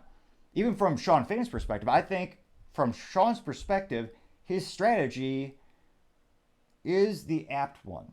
Now, in terms of his ideal to only do partial strikes, it'll devastate those factories. Don't get me wrong, the specific factories and assembly lines. But if they were to strike all at once, they would have to use all their fund. Now, granted, they have a lot of money, $820 million. But let's do some quick math here. So they have $820 million, which, dear God, that's so much. Which, ironically enough, the big three are paying for their own demise, because that's coming from, the money they pay the UAW members. Now, they have $820 million. And what was it? They have about 146,000 members. So that gives you $5,616 per employee. Now, remember, they pay $500 per week. So let's divide that by $500. That strike would only fiscally be able to last 11 weeks, which, that's almost 3 months. That's, in terms of the fiscal calendar year, that's not too long. That really, don't get me wrong, it may devastate the fiscal quarter for GM, Ford, and Chrysler, but if you zoom out, it'd be a big win because they would be out of fuel, so to say. Now, that's not, I'm sure some benefactors might give them a couple of billion, but with the current funds they currently have right now, they wouldn't be able to sustain a strike for relatively long, so they run out of fuel quick. Also, the strike right now, not to be pejorative, well, perhaps just a bit, who cares? I say that because, fiscally speaking, dealerships have lots of vehicles to sell. Interest rates are jacked up. People aren't buying cars as much as they used to. If this was perhaps peak pandemic when everyone was, I was going to say right after the pandemic, when was it? People were foolishly going out and buying a bunch of vehicles. That would be the prime time to strike, because that's when they would have the highest fiscal pain to the big three. And that's where they want to tighten the screws, so to say. So that would be the optimal time. Right now, there's not as much automotive demand from the end user consumers. Also, they could just, buy a Honda or Toyota, which will last, again, 1 million miles or a quarter of a century. My family still drives a 2001 Honda Accord. The thing is bulletproof, but I moderately digress. It is fascinating to see this perspective from Shawn Fain, and there's a lot of people speculating maybe he just wanted to show his power. And no matter what the big three offered, politically speaking, it was a good move to strike. Of course, that video came out, they published a video the day after the strike, the strike began, but so there's instances where before the strike, he polled everyone. The UAW, they're all overwhelmingly, they want to strike. So he's also giving them exactly what they want, while, because it's not a full, strike, they're not shutting down all factories, he's still kind of playing both sides of the ball, so both sides of the game. It's one of those things where they're striking, but they could sustain the strike for much longer because they're not having to use the whole fund at once, because again, that only lasts 11.23 months. So from his perspective, that seems to be a very politically apt move on the political chessboard, as I would metaphorically say. Although, perhaps he does play chess as well. Can't see what he does much in his free time. he's not put that on the YouTube yet. But let me know in the comments, do you think this is the quote-unquote winning strategy for the big three to get what they want? Well, they're not going to get what they want. They're going to get hosed. But this is the best strategy for the UAW members to get what they want. There are some people irate in the comments that they think they should do a whole shutdown at once. They're actually pejoratively calling him a weak leader. And again, maybe presumably this is for most of the UAW members in the live stream. Maybe some people entered or a third party. But if you're part of the UAW, let me know your sentiment. Do you think this is a prudent decision? Or would you rather have a whole shutdown where the funds would not sustain as long, but maybe you have a greater impact on the business? Let me know. Again, I would love to hear what you have to say. Other interesting political news, as automotive and politics are seen to be more and more entwined, Ford announces layoffs because of the partial strikes. Now, it looks like specifically they are laying off 600 employees, and this is because of the strike at the Bronco plant. Now, interestingly enough, this is politically speaking, in terms of Shawn Fain, the president of the United Auto Workers, it was a smart move on the political chessboard to only pay for resources to shut down part of the factory, perhaps some might say, because the factory was crippled. They got rid of the workers who took part of those specific, I believe for the Bronco plant, it was the final assembly, the paint and final assembly, I believe, is what they mentioned on the video previously. So because they took away a couple of union members, and I'm guessing the company's not prudent enough to cross-train employees, perhaps. Maybe that's another issue for another time. But because of that, the whole plant can't operate. Because some employees were gone, and they don't have enough robots yet. And that, again, Tesla, they're going to crush it. Metaphorically and perhaps physically if the robots turn against us. Tesla literally has a prototype of a robot that looks like a person. I was going to say the Terminator might have to be moved from the science fiction to nonfiction? Hopefully not. Now, getting back to the actual current reality, tomorrow who knows what that might bring in terms of Terminators, but it looks like they're shutting down they're getting rid of 600 employees, because again, they can't pump out those Broncos. Now, in terms of timing, again, who cares in terms of right now, really high interest rates, not as much demand for new vehicles, and the Bronco, it's still in demand, but you didn't have that really, when it first came out, they were selling for well above list price, and in some dealerships they still are, which is another issue that the big three have to deal with. It's not just the union crippling them and hurting them in terms of fiscally speaking, although some people pejoratively call the UAW a gang, in which case the metaphor of, kneecapping them would be an apt one. But in terms of the Bronco, that sale's already gone. They missed out the marketing opportunity to hire OJ again. But it's one of those things where, I say again, he was never an official spokesperson, but everyone saw the video of OJ and the Bronco and became a very infamous moment. But the Bronco, the heyday is already gone, the kickoff of that new product. Politically speaking, the best time for the UAW strike would have been right before the new product launch, which again, I know that wouldn't correlate with the contract that is expiring, which is the main reason it is the reason they're striking right now. But it is interesting to see some of the fallout as they're starting to shut down some parts of the company. It'll be interesting to see. I was going to say, I'm not a financial advisor, I don't give financial advice, but I can't help but think the value of those used Broncos might go up depending on how long the strike goes, because it sounds like the new ones aren't going to be hitting the dealer lots anytime soon. So it'll be interesting to see. Let me know in the comments, do you think are Ford Broncos going to become like Corvettes now and trade for 6+ figures? It'll be interesting to see, but actually it'll be also interesting to see how many layoffs are going to happen because the factories can't operate. Let me know in the comments, do you think this will happen at the other automotives? Because right now, and again, it's a very fluid situation. I mean, things are happening on the hour in terms of updates with negotiations and the strikes. Right now, this seems to be the first fallout we can see in terms of layoffs, and that's Ford, which ironically enough was the company that gave them the most throughout the years. But do you think GM will have to do layoffs at that because they're very specifically striking at specific plants for all the big three? So will Chrysler have to shut down their plant that they're striking at or partially striking at? And will they have to close that plant that they are partially striking at? Now, in terms of hurting the company, this is a politically good move because that's a very profitable vehicle. There's a reason Ford stopped making cars. They're usually terribly unprofitable things.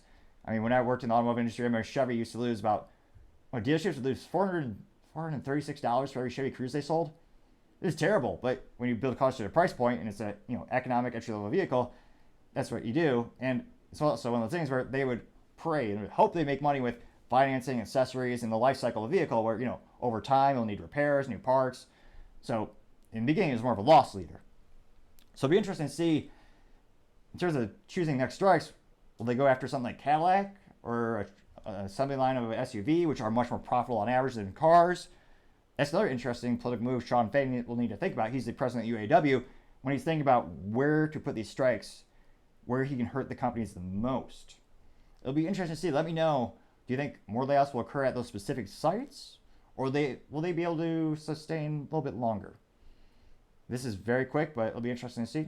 Of course, time shall tell. Other interesting political news, you have the CEO, General Motors, Mary Barra, having an interview. And without further ado, it is already a little bit disappointing from an interview perspective. How pathetic. This reporter, if you can call him a reporter from CNBC, he didn't even suit up, as all men should. Now, in his credit, he is wearing a tie. Looks like even Mary suit up, which is a controversial thing in and of itself, I know. And I guess for the record, let me know, would you want me to break down the salaries of the big three? I was thinking about doing that over the past couple of days as the controversy boils to the surface. It seems like a big point of contention. A lot of people are upset with the disparity between the executive pay and the entry-level job pay and the mid-level job pay. Let me know if you want. I could take a look at the 10Ks, financial statements for the companies. Would that be of interest to you? Again, let me know how I can make the show better, in addition to the things I'm constantly trying to work on, which is speaking slower and, of course, enunciating more. Two things that I'm constantly trying to get better at, and I appreciate you letting that come to the surface in the comments, so I realize it's still something I need to work on to make the show better for everyone. So without further ado, I will go ahead and I will start the interview. Hey, Joe. Mary, thank you for joining us. Mary Barra, Chair and CEO of General Motors. Strike was called at midnight. What's your reaction initially? And I know you knew this was coming, but what's your reaction? Well, Phil, our team has been working since July 18th to bargain in good faith. We've had over 1,000 demands. I'm extremely frustrated and disappointed. We don't need to be on strike right now. We put a historic offer on the table that not only has very significant gross wage increases, total through the contract, over 20%, that compounded is 21%, but we also have job security. We maintain. I wish when I worked at corporate America, I can get those type of raises. Again, depending on your industry, that's very rare. And again, this is a 4-year contract. So they actually said compound would be 21%. Now, in the beginning, the UAW was demanding 40%, which again, if you take the 10 things the UAW wanted, it was $80 billion per of the big three over the 4-year contract, which when you break down on a per employee basis, would be $420,000 per year per employee. And again, I realize that includes pensions and not kickbacks, but benefits for retirees. But still, when you're looking at cost allocation, traditionally you look at the people who are still working at the company who are generating profits. So that's how I'm trying to keep this as transparent as possible and give you as much data as possible, and let me know how I can do a little bit better. World-class healthcare. There's so many aspects of this of the offer we have. And again, full transparency, the UAW wanted 40%. They did counter right before the strike. They did go down to 36%. So they did make a concession, albeit a negligible one, physically speaking, but they did make a concession on their end. Table that I think really is going to resonate with our employees. So we didn't need to be here. You said frustrated. I sense there's a disconnect between the automakers and their negotiations with the UAW that we haven't seen in the past. There's always contentious. I'm not laughing at the talk, although perhaps some will become comical. I'm looking, they brought up a stock chart at General Motors. They're still about $33 a share. You look at the 5-year trend of the stock, it's about even. It's not that great. So the shareholders are not happy. They get little dividends, but again, you want the company to grow over time. And their profits, they are there, don't get me wrong, they're making profits, but they still have the long-term debt. And they're going to kind of like roll out, if they're a casino, they're betting it all on EV. For better or worse, I would argue worse, because kind of like an investment portfolio, I kind of prefer a diverse portfolio. That's why typically you invest in multiple areas of the economy, but they want to go all EV. And again, that's not their core competency. That's Tesla's. So they're choosing to go against the dominant technology company, being a traditional automotive company. I'm glad they invested about $928 million into developing the new V8 platform, but again, that dwarfs the budget that they put into EVs. So they are prudent enough to still make gas engines for the V8 for the trucks, which is where they make the current profit margins to fuel the company, but nevertheless, partially digress.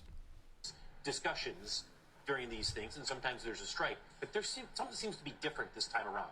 What's changed here?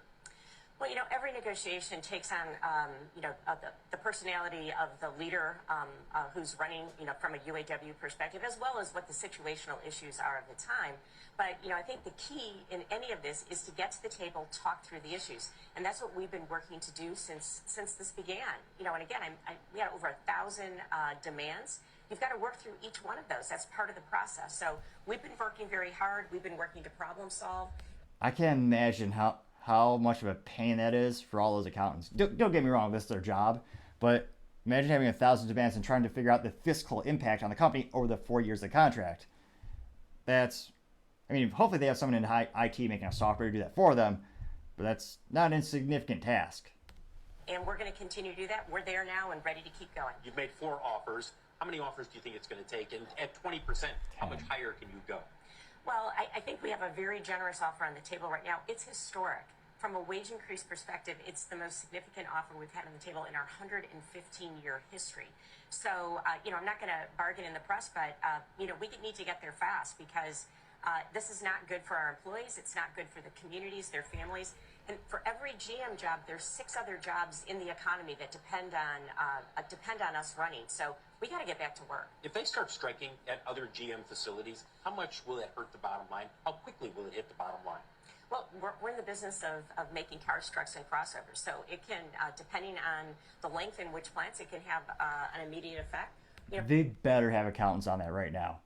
They should, again, you don't want to give them too much credit. I'm always questioning what they're doing, but they should have an interactive map with software where you can just click on, okay, that plant is closed for 2 weeks. What's the fiscal cost?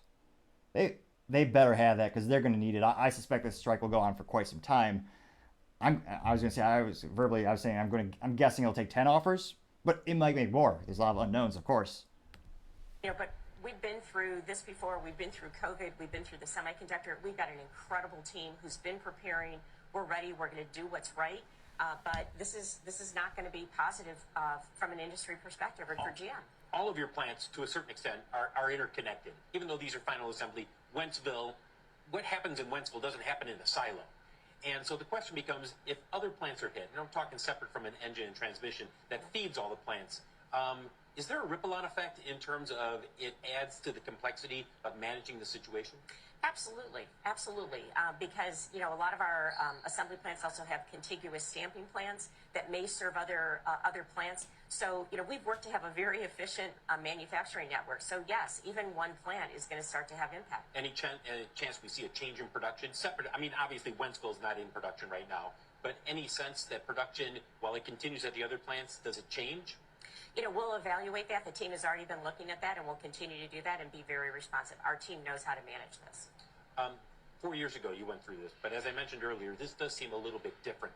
What's your sense in terms of how long this will go? Obviously, you'd love to resolve it tomorrow, but you've done this before. You know the rhythm and the cadence. What's your sense in terms of how long this strike may go? I think the strike can get resolved very quickly. Again, we have a historic offer on the table, and from a job security perspective, we're unique in that we have work and products for every single one of our facilities.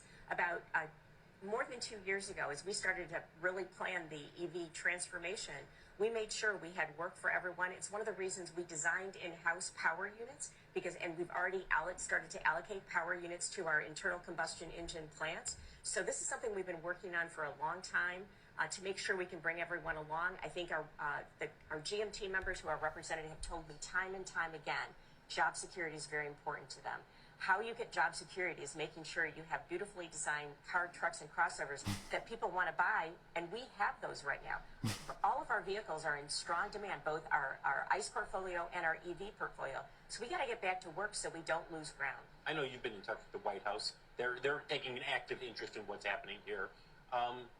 What do you say to them, and what do they say to you about this situation? Well, I've been very clear, and I've talked to many members of the administration as well as members of Congress. And, we're at the table, we're problem solving, we want to get this done. This will not be good for the economy overall, and again, for all the communities that are impacted from when a plant is in their city. Mary Barra, Chair and CEO of General Motors, thanks for talking with us on a day where we're going to see what happens. No negotiations today, but we'll keep you guys updated in terms of what we see throughout the day and what we hear back from you. How pathetic! He's being a CEO, and he's not even wearing a suit. You're reading the CEO. It boggles the mind. I was gonna say I won't focus on this subject too much longer, but still pretty pathetic. You can't suit up for this interview. Ridiculous. Now, interestingly enough, you look at a lot of the comments, and most of them are, as the youth might say, ratioed her. Now, it looks like one of the comments said, it's from a very inspiring name, B376010. How inspirational of a name. Now, this person says, quote, nothing this woman nor most CEO do is worth $29 million a year. So this person gets an F for grammar, though they get an A+ for using the word nor, because it sounds kind of fancy, and I appreciate that. Now, that person got 42 likes, so not too bad. Now, another person by the name of Douglas Britton, 5966. This person said, quote, sad that her father worked at Pontiac as skilled trades. That good wage and benefits put her through school to get the education and skill to reach the top of GM. Guess she forgot where she came from, unquote. That person got 84 likes. Unfortunately, I wish YouTube would do this. We could see the ratio of likes versus dislikes for the comments. Again, I need to look into the third-party softwares. That there might be a tracker for that. But it looks like in terms of the response to that, a lot of them were concurring with him. Though, interestingly enough, she's making an offer to them that's greater than ever before. Some might argue she's remembering that. Although, again, another issue is what happened to Pontiac?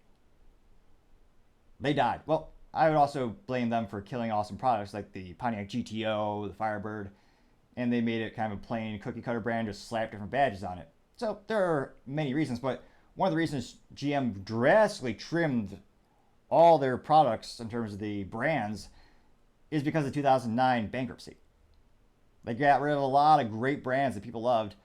Now they're down to 4 in the United States. I mean, you got Buick, which in terms of historical provenance, I appreciate because Buick was the first of GM. It was Buick and Oldsmobile combined when Billy Durant founded the company all those years ago.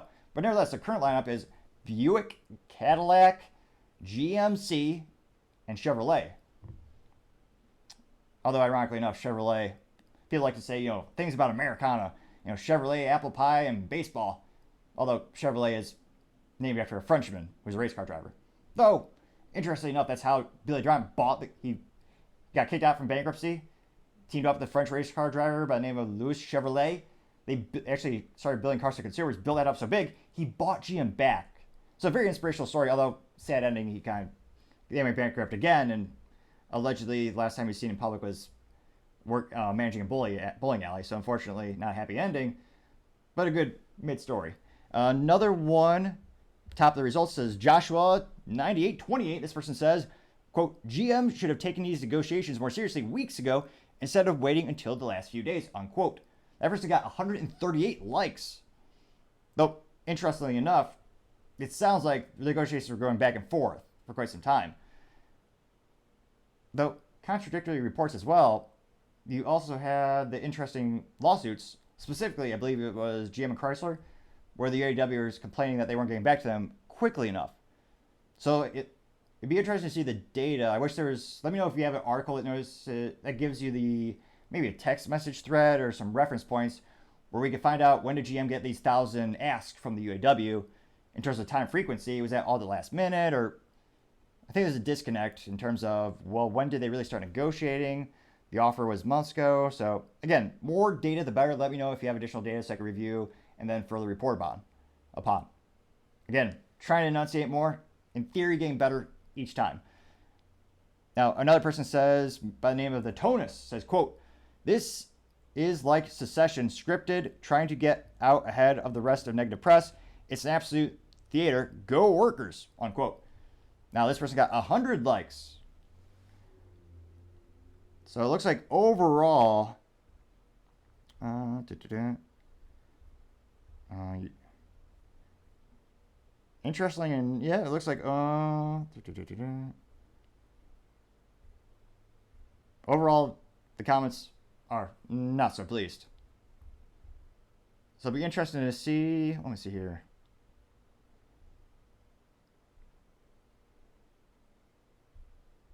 Yeah. I was gonna say.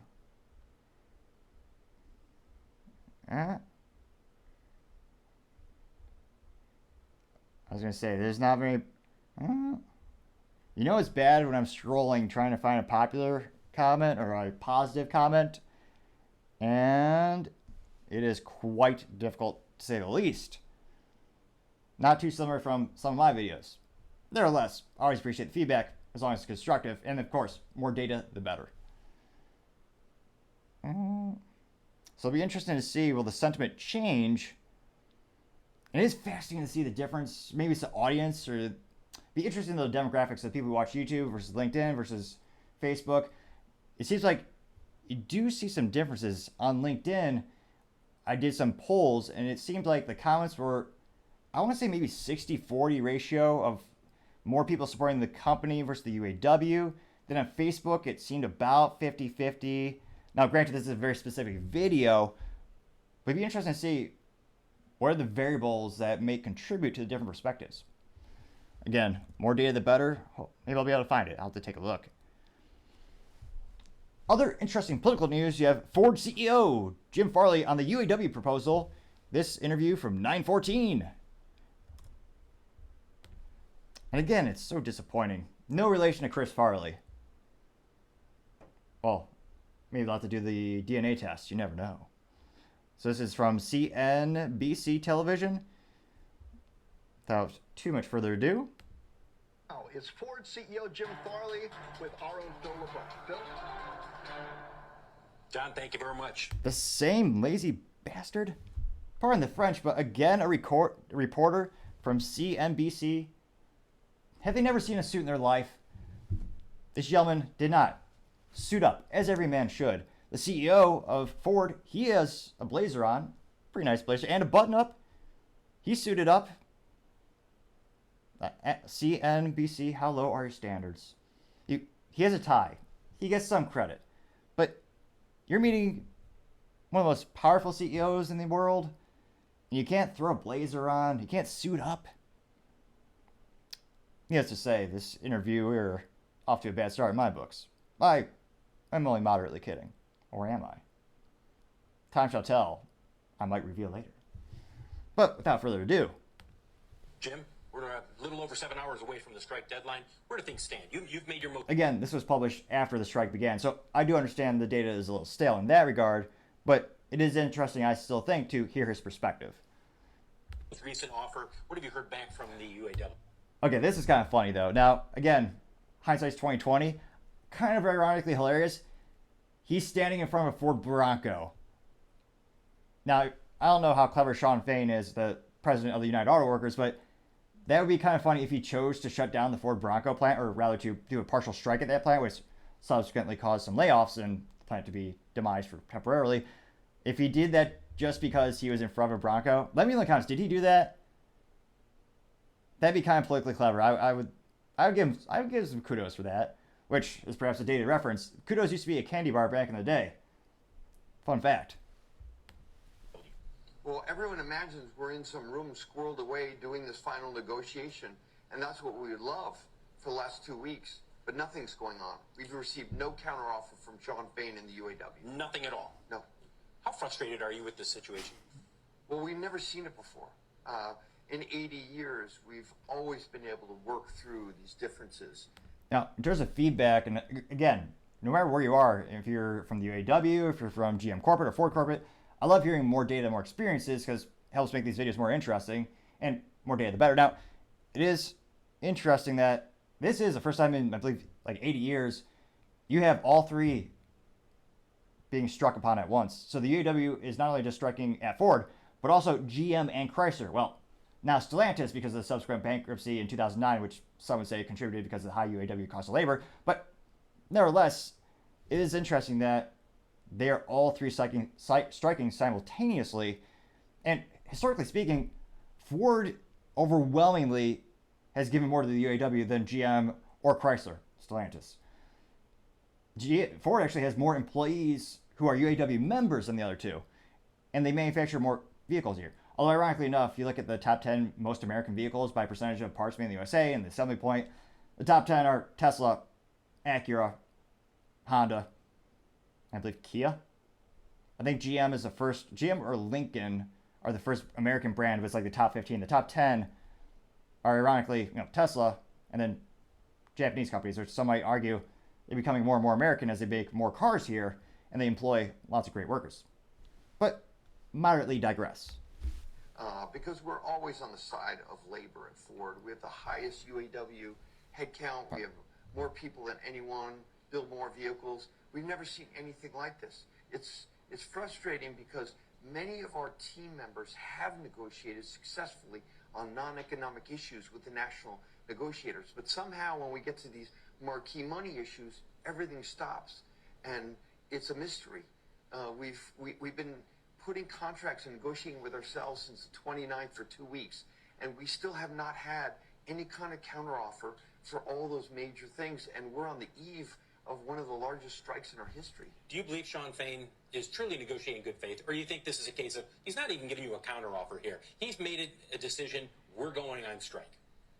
Well, I think he's certainly planning. When I saw Facebook Live, he didn't even acknowledge our offer that Bill Ford, the chairman of the company, made 2 days ago until last night, and we still have not gotten an offer. Now, that is interesting.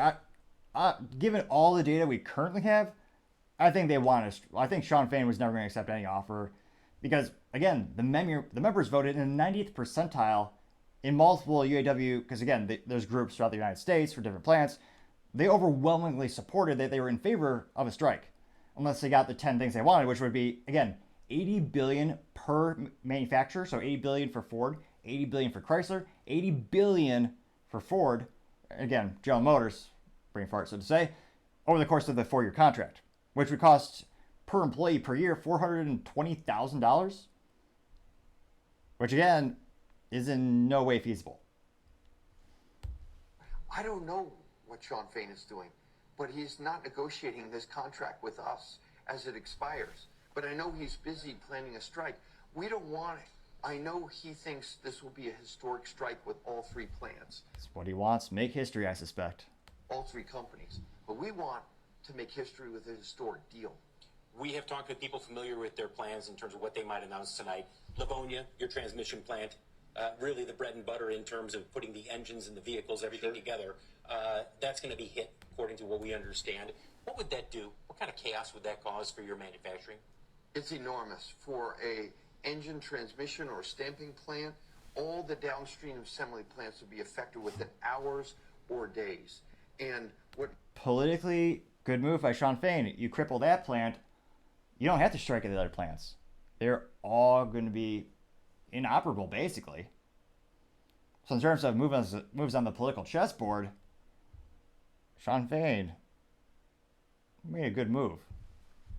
Although long term, will it help him get what he wants? That's really the big debate we're having. Which approach is going to be the most effective? most Americans don't realize is that although that would disrupt the manufacturing and the assembly of vehicles, many of those workers may not be eligible for the strike fund or for even unemployment. So at a personal level, our employees get hurt. So how quickly would you have to potentially lay off people from a final assembly plant because you're not getting transmissions in, and therefore there's no production? Well, within hours or days, depending on the plant and how much... Again, spoiler alert, they had to lay off 600 employees at that specific plant because of that disruption. Again, I know this video was published a little bit later. Hindsight's, sometimes 2020. Float we have, we'll have to shut plants, assembly plants, hours or days. Quickly put in some perspective. The offer that they have, what they're demanding, relative to where you are right now, how much damage would that do to the bottom line if you were to say, sure, we'll give you 40%? If we signed up for the UAW's request, instead of making money and distributing $75,000 in profit sharing in the last 10 years, we would have lost $15 billion and gone bankrupt by now. Now, again, I wish you would specify, is that 75,000 in the past 10 years? Is that per, well, it would have to be per employee because that'd be pennies if that's total. I wish you'd give more specifications around that figure and how, because I was interested to hear some people in the comments were saying they weren't eligible for bonuses. So let me know if you're a Ford UAW member. I'd love to hear what you have to say in regard to the bonus allocation and who qualifies for it.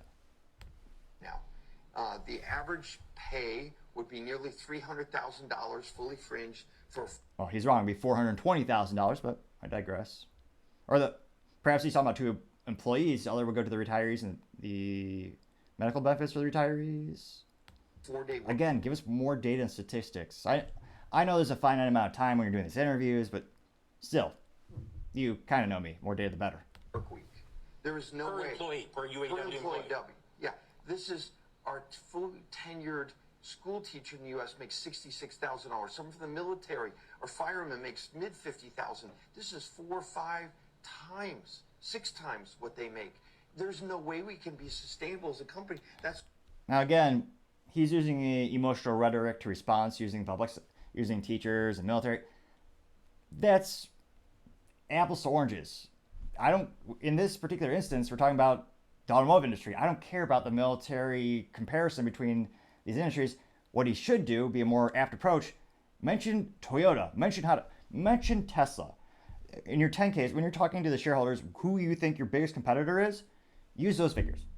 Because again, those are the companies that you're trying to compete with.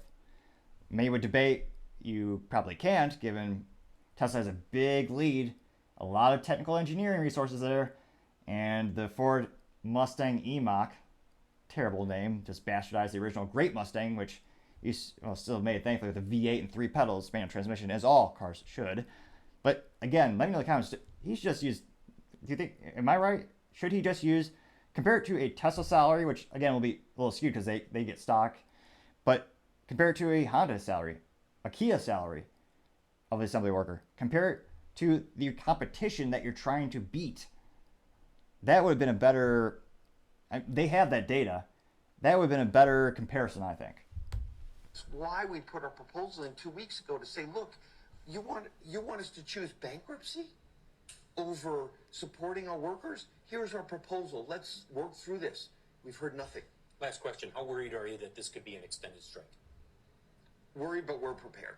We're professionals, 120-year-old company. We've seen world wars. We've seen pandemics.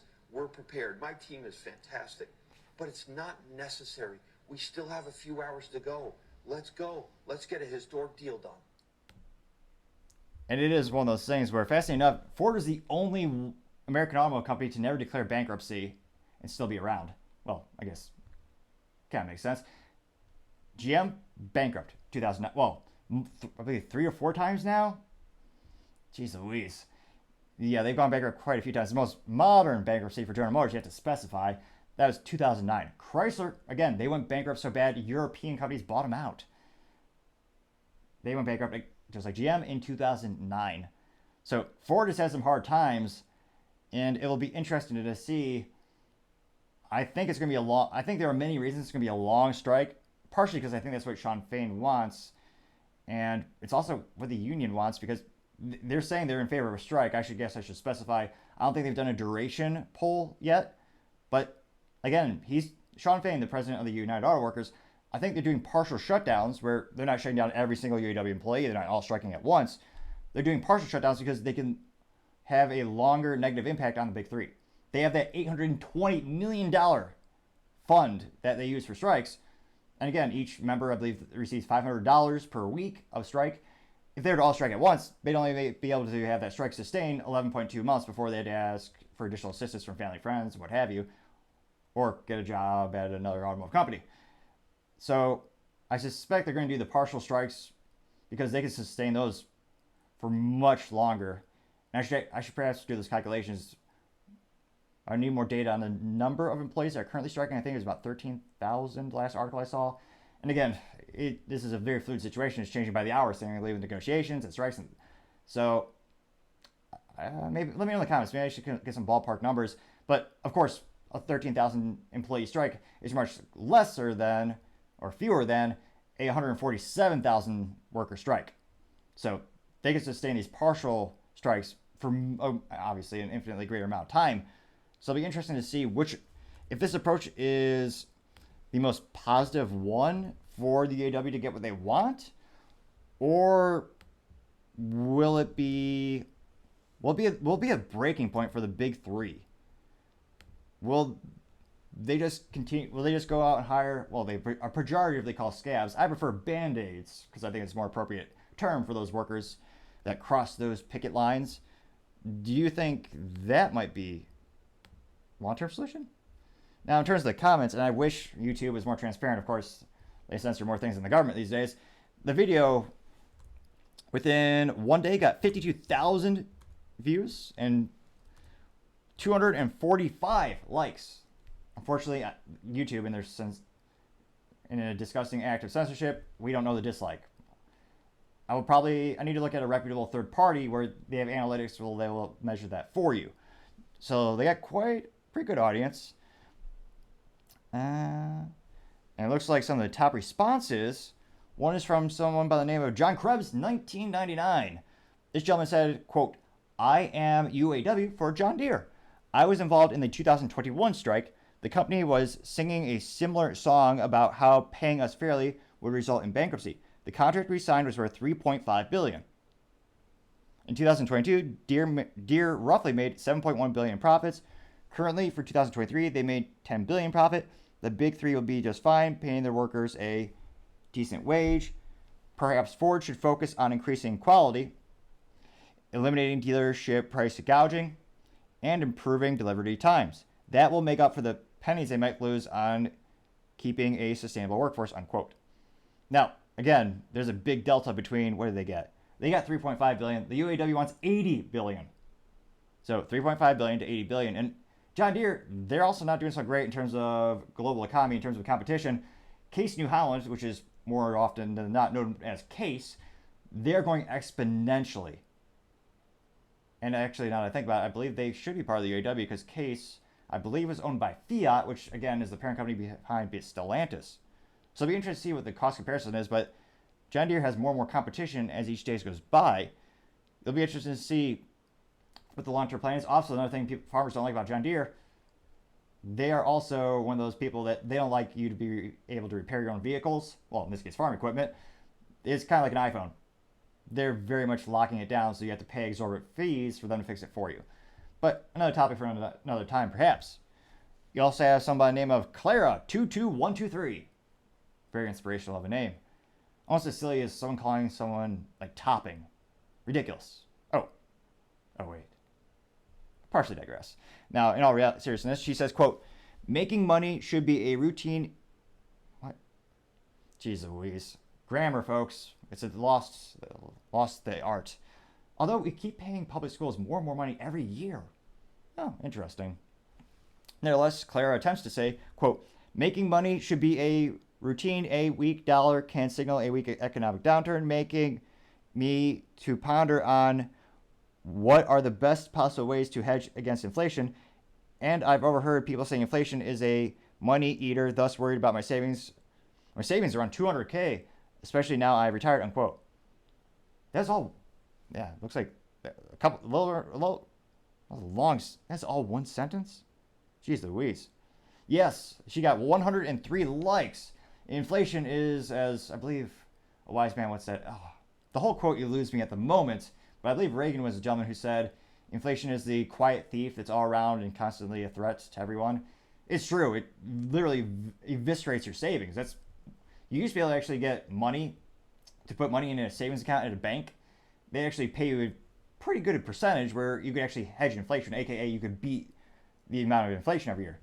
Now, for a myriad of reasons, including the government printing more money that's ever been minted before, we have hyperinflation, 40-year hyperinflation. So your savings are worth nothing, thanks to the government, which again, as money was printed by both left and then subsequently a little bit on the right. And then the most ironic thing in history, the Inflation Reduction Act, which caused more inflation in and of itself. But nevertheless, this person has a point about inflation. It eviscerates your savings. And ironically enough, the people who pretend to care about the lower class, their policies eviscerate the lower class. But I partially digress. Back to the comments. Another person by the name of MacDaddy M86DS says, quote, when Ford's stock value falls to the floor, Farley will be out because it's his job to protect shareholder value, unquote. Well, it's partially true. The stock drops exponentially depending on where you're working and what the long-term goals of the company are. But part of his job is also, whether he likes it or not, probably not, but he has to be working with the union. So part of his job is negotiating with them and trying to make sure that sometimes it seems like an insurmountable task, but making sure everyone is happy and content and profitable. That's one of the hard things. Now, this person did get 43 likes, so pretty popular comment. Another person by the name of Soju9GB, interesting name, says, quote, I love how every contract is pushed out until October or November because of corporate greed, manipulating tactics, and buying every past union committee. The only difference is this contract is the union. The only difference this contract is the union is not selling out, unquote. Grammar. Nevertheless, this person got 47 likes, interestingly enough. And again, when did GM get that 1,000 asks from the UAW? Because you have two parties saying one, and they had these offers for quite some time. There seems to be a lot of different stories about when the negotiations started, when they're going back and forth. Some people are saying Shawn Fain skipped meetings with executives. And it's gotten to the point where I almost wish these folks had little Apple trackers, because there's so many moving balls here. It's like, what's really going on? You also have somebody by the name of Wingnut76 saying, quote, I don't work at Ford, but I'm hearing is, I wish, Google is a multi-trillion-dollar entity. They can seemingly do everything with technology. Why can't they make autocomplete or, I don't know, a little help for the grammar? I know we have spell check these days, which helps a lot of people out. But why not? Again, maybe this technology they're working on right now, a grammar checker too. I know some softwares do it, but nevertheless, this person says, I don't work at Ford, but what I'm hearing is there is money for everyone except those who actually make the product, unquote. And again, perhaps it's just my dyslexia with some of this as well. I can't help but think maybe that's the real thing. I make those types of mistakes. This person got 118 likes. Interestingly enough, another one.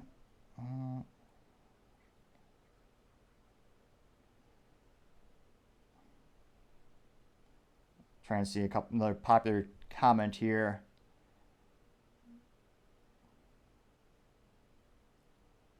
That's not a good one. A lot of these comments are getting 1 or 2 likes, though you can still take the time to like this video, as it'll probably help with the mysterious YouTube Google algorithm. That's what I'm told. It kind of depends which way the wind is blowing. Google seems to change it so often.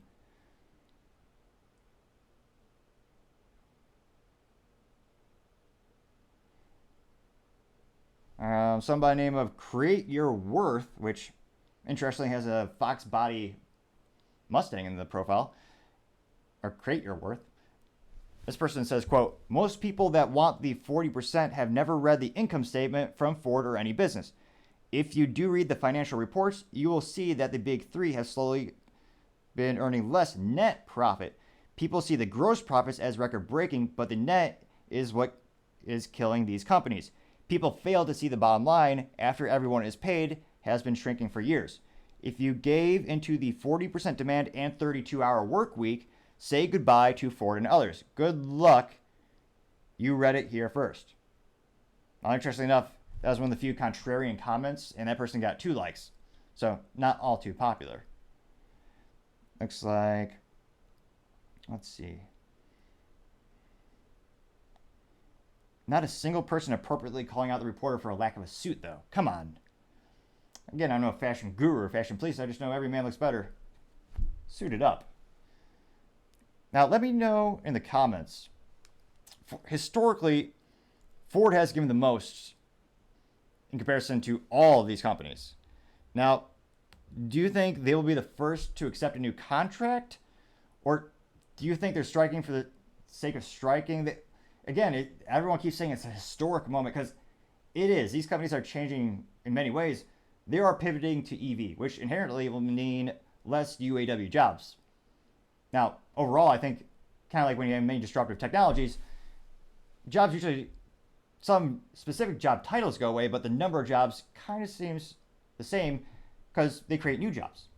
So with EVs, like Tesla, they have a lot of engineering resources over there. They have a lot of computer science degrees over there, but they have fewer people doing rudimentary skill sets. Like in certain, I'm not saying all assembly is rudimentary. I'm saying there's certain tasks that they've been able to automate more than the competition, and they've eliminated certain roles, but they've gained in other roles.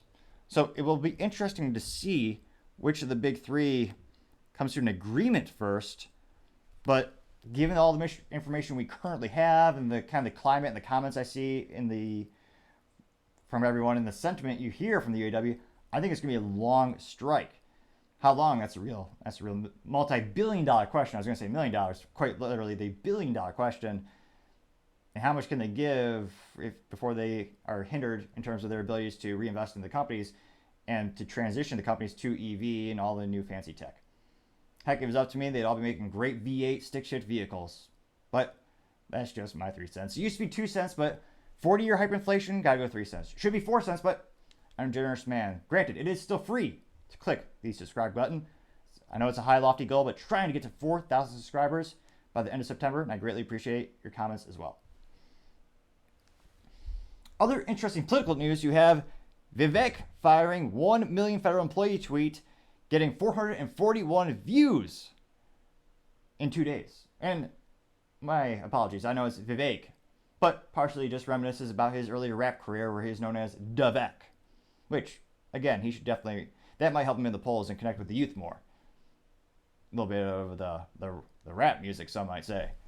Now, go ahead, and it's an exceedingly short clip, but nevertheless, perhaps that's one of the reasons it went viral.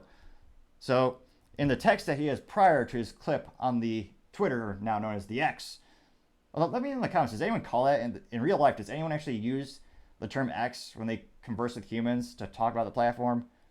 Anecdotally speaking, it seems like most of the folks I know still call it Twitter. But nevertheless, you have Vivek.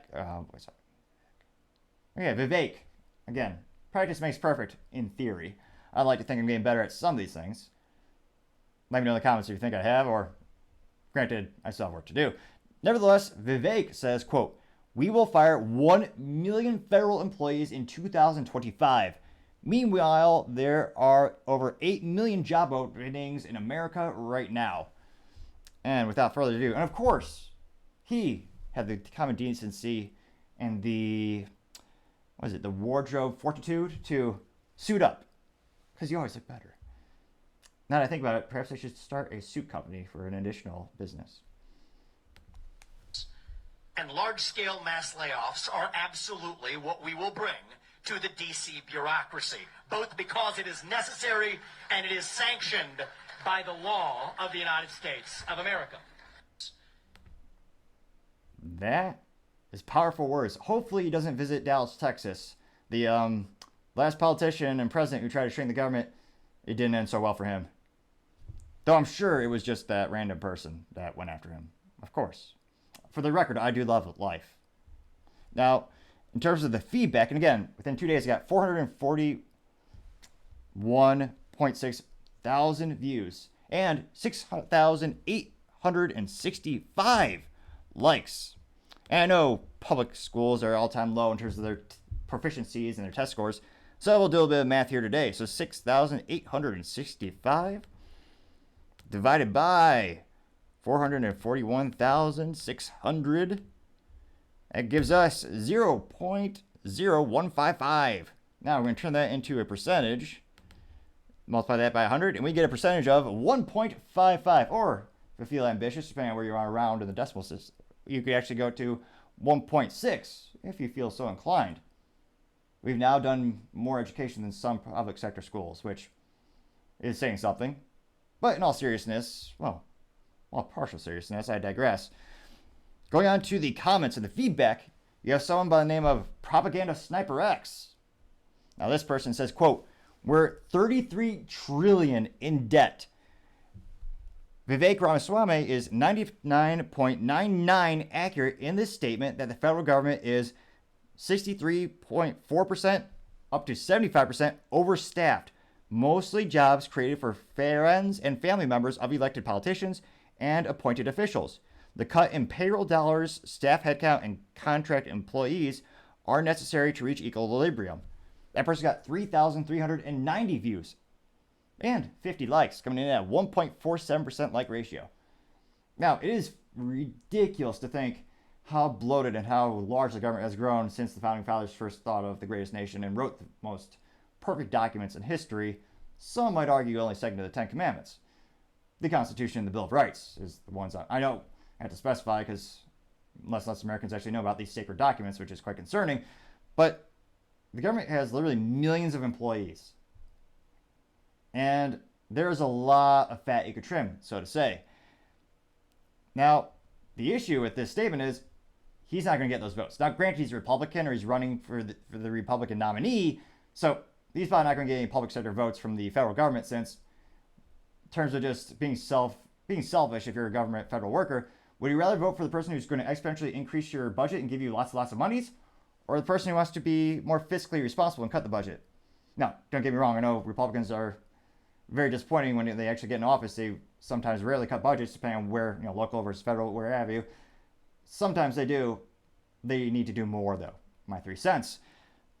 So that's actually, now that I think about it, that statement probably won't lose him too many votes. Let me know in the comments, because that is 1 million people that he's saying your job's gone. And granted, he's not saying specifically, Bobby, you at the public education department, your job's gone. Like, he's not saying that, but it's one of those things where, I don't think there's, again, overwhelmingly, you look at voting trends, I don't think they would have voted for him anyway because he's running to be the Republican nominee.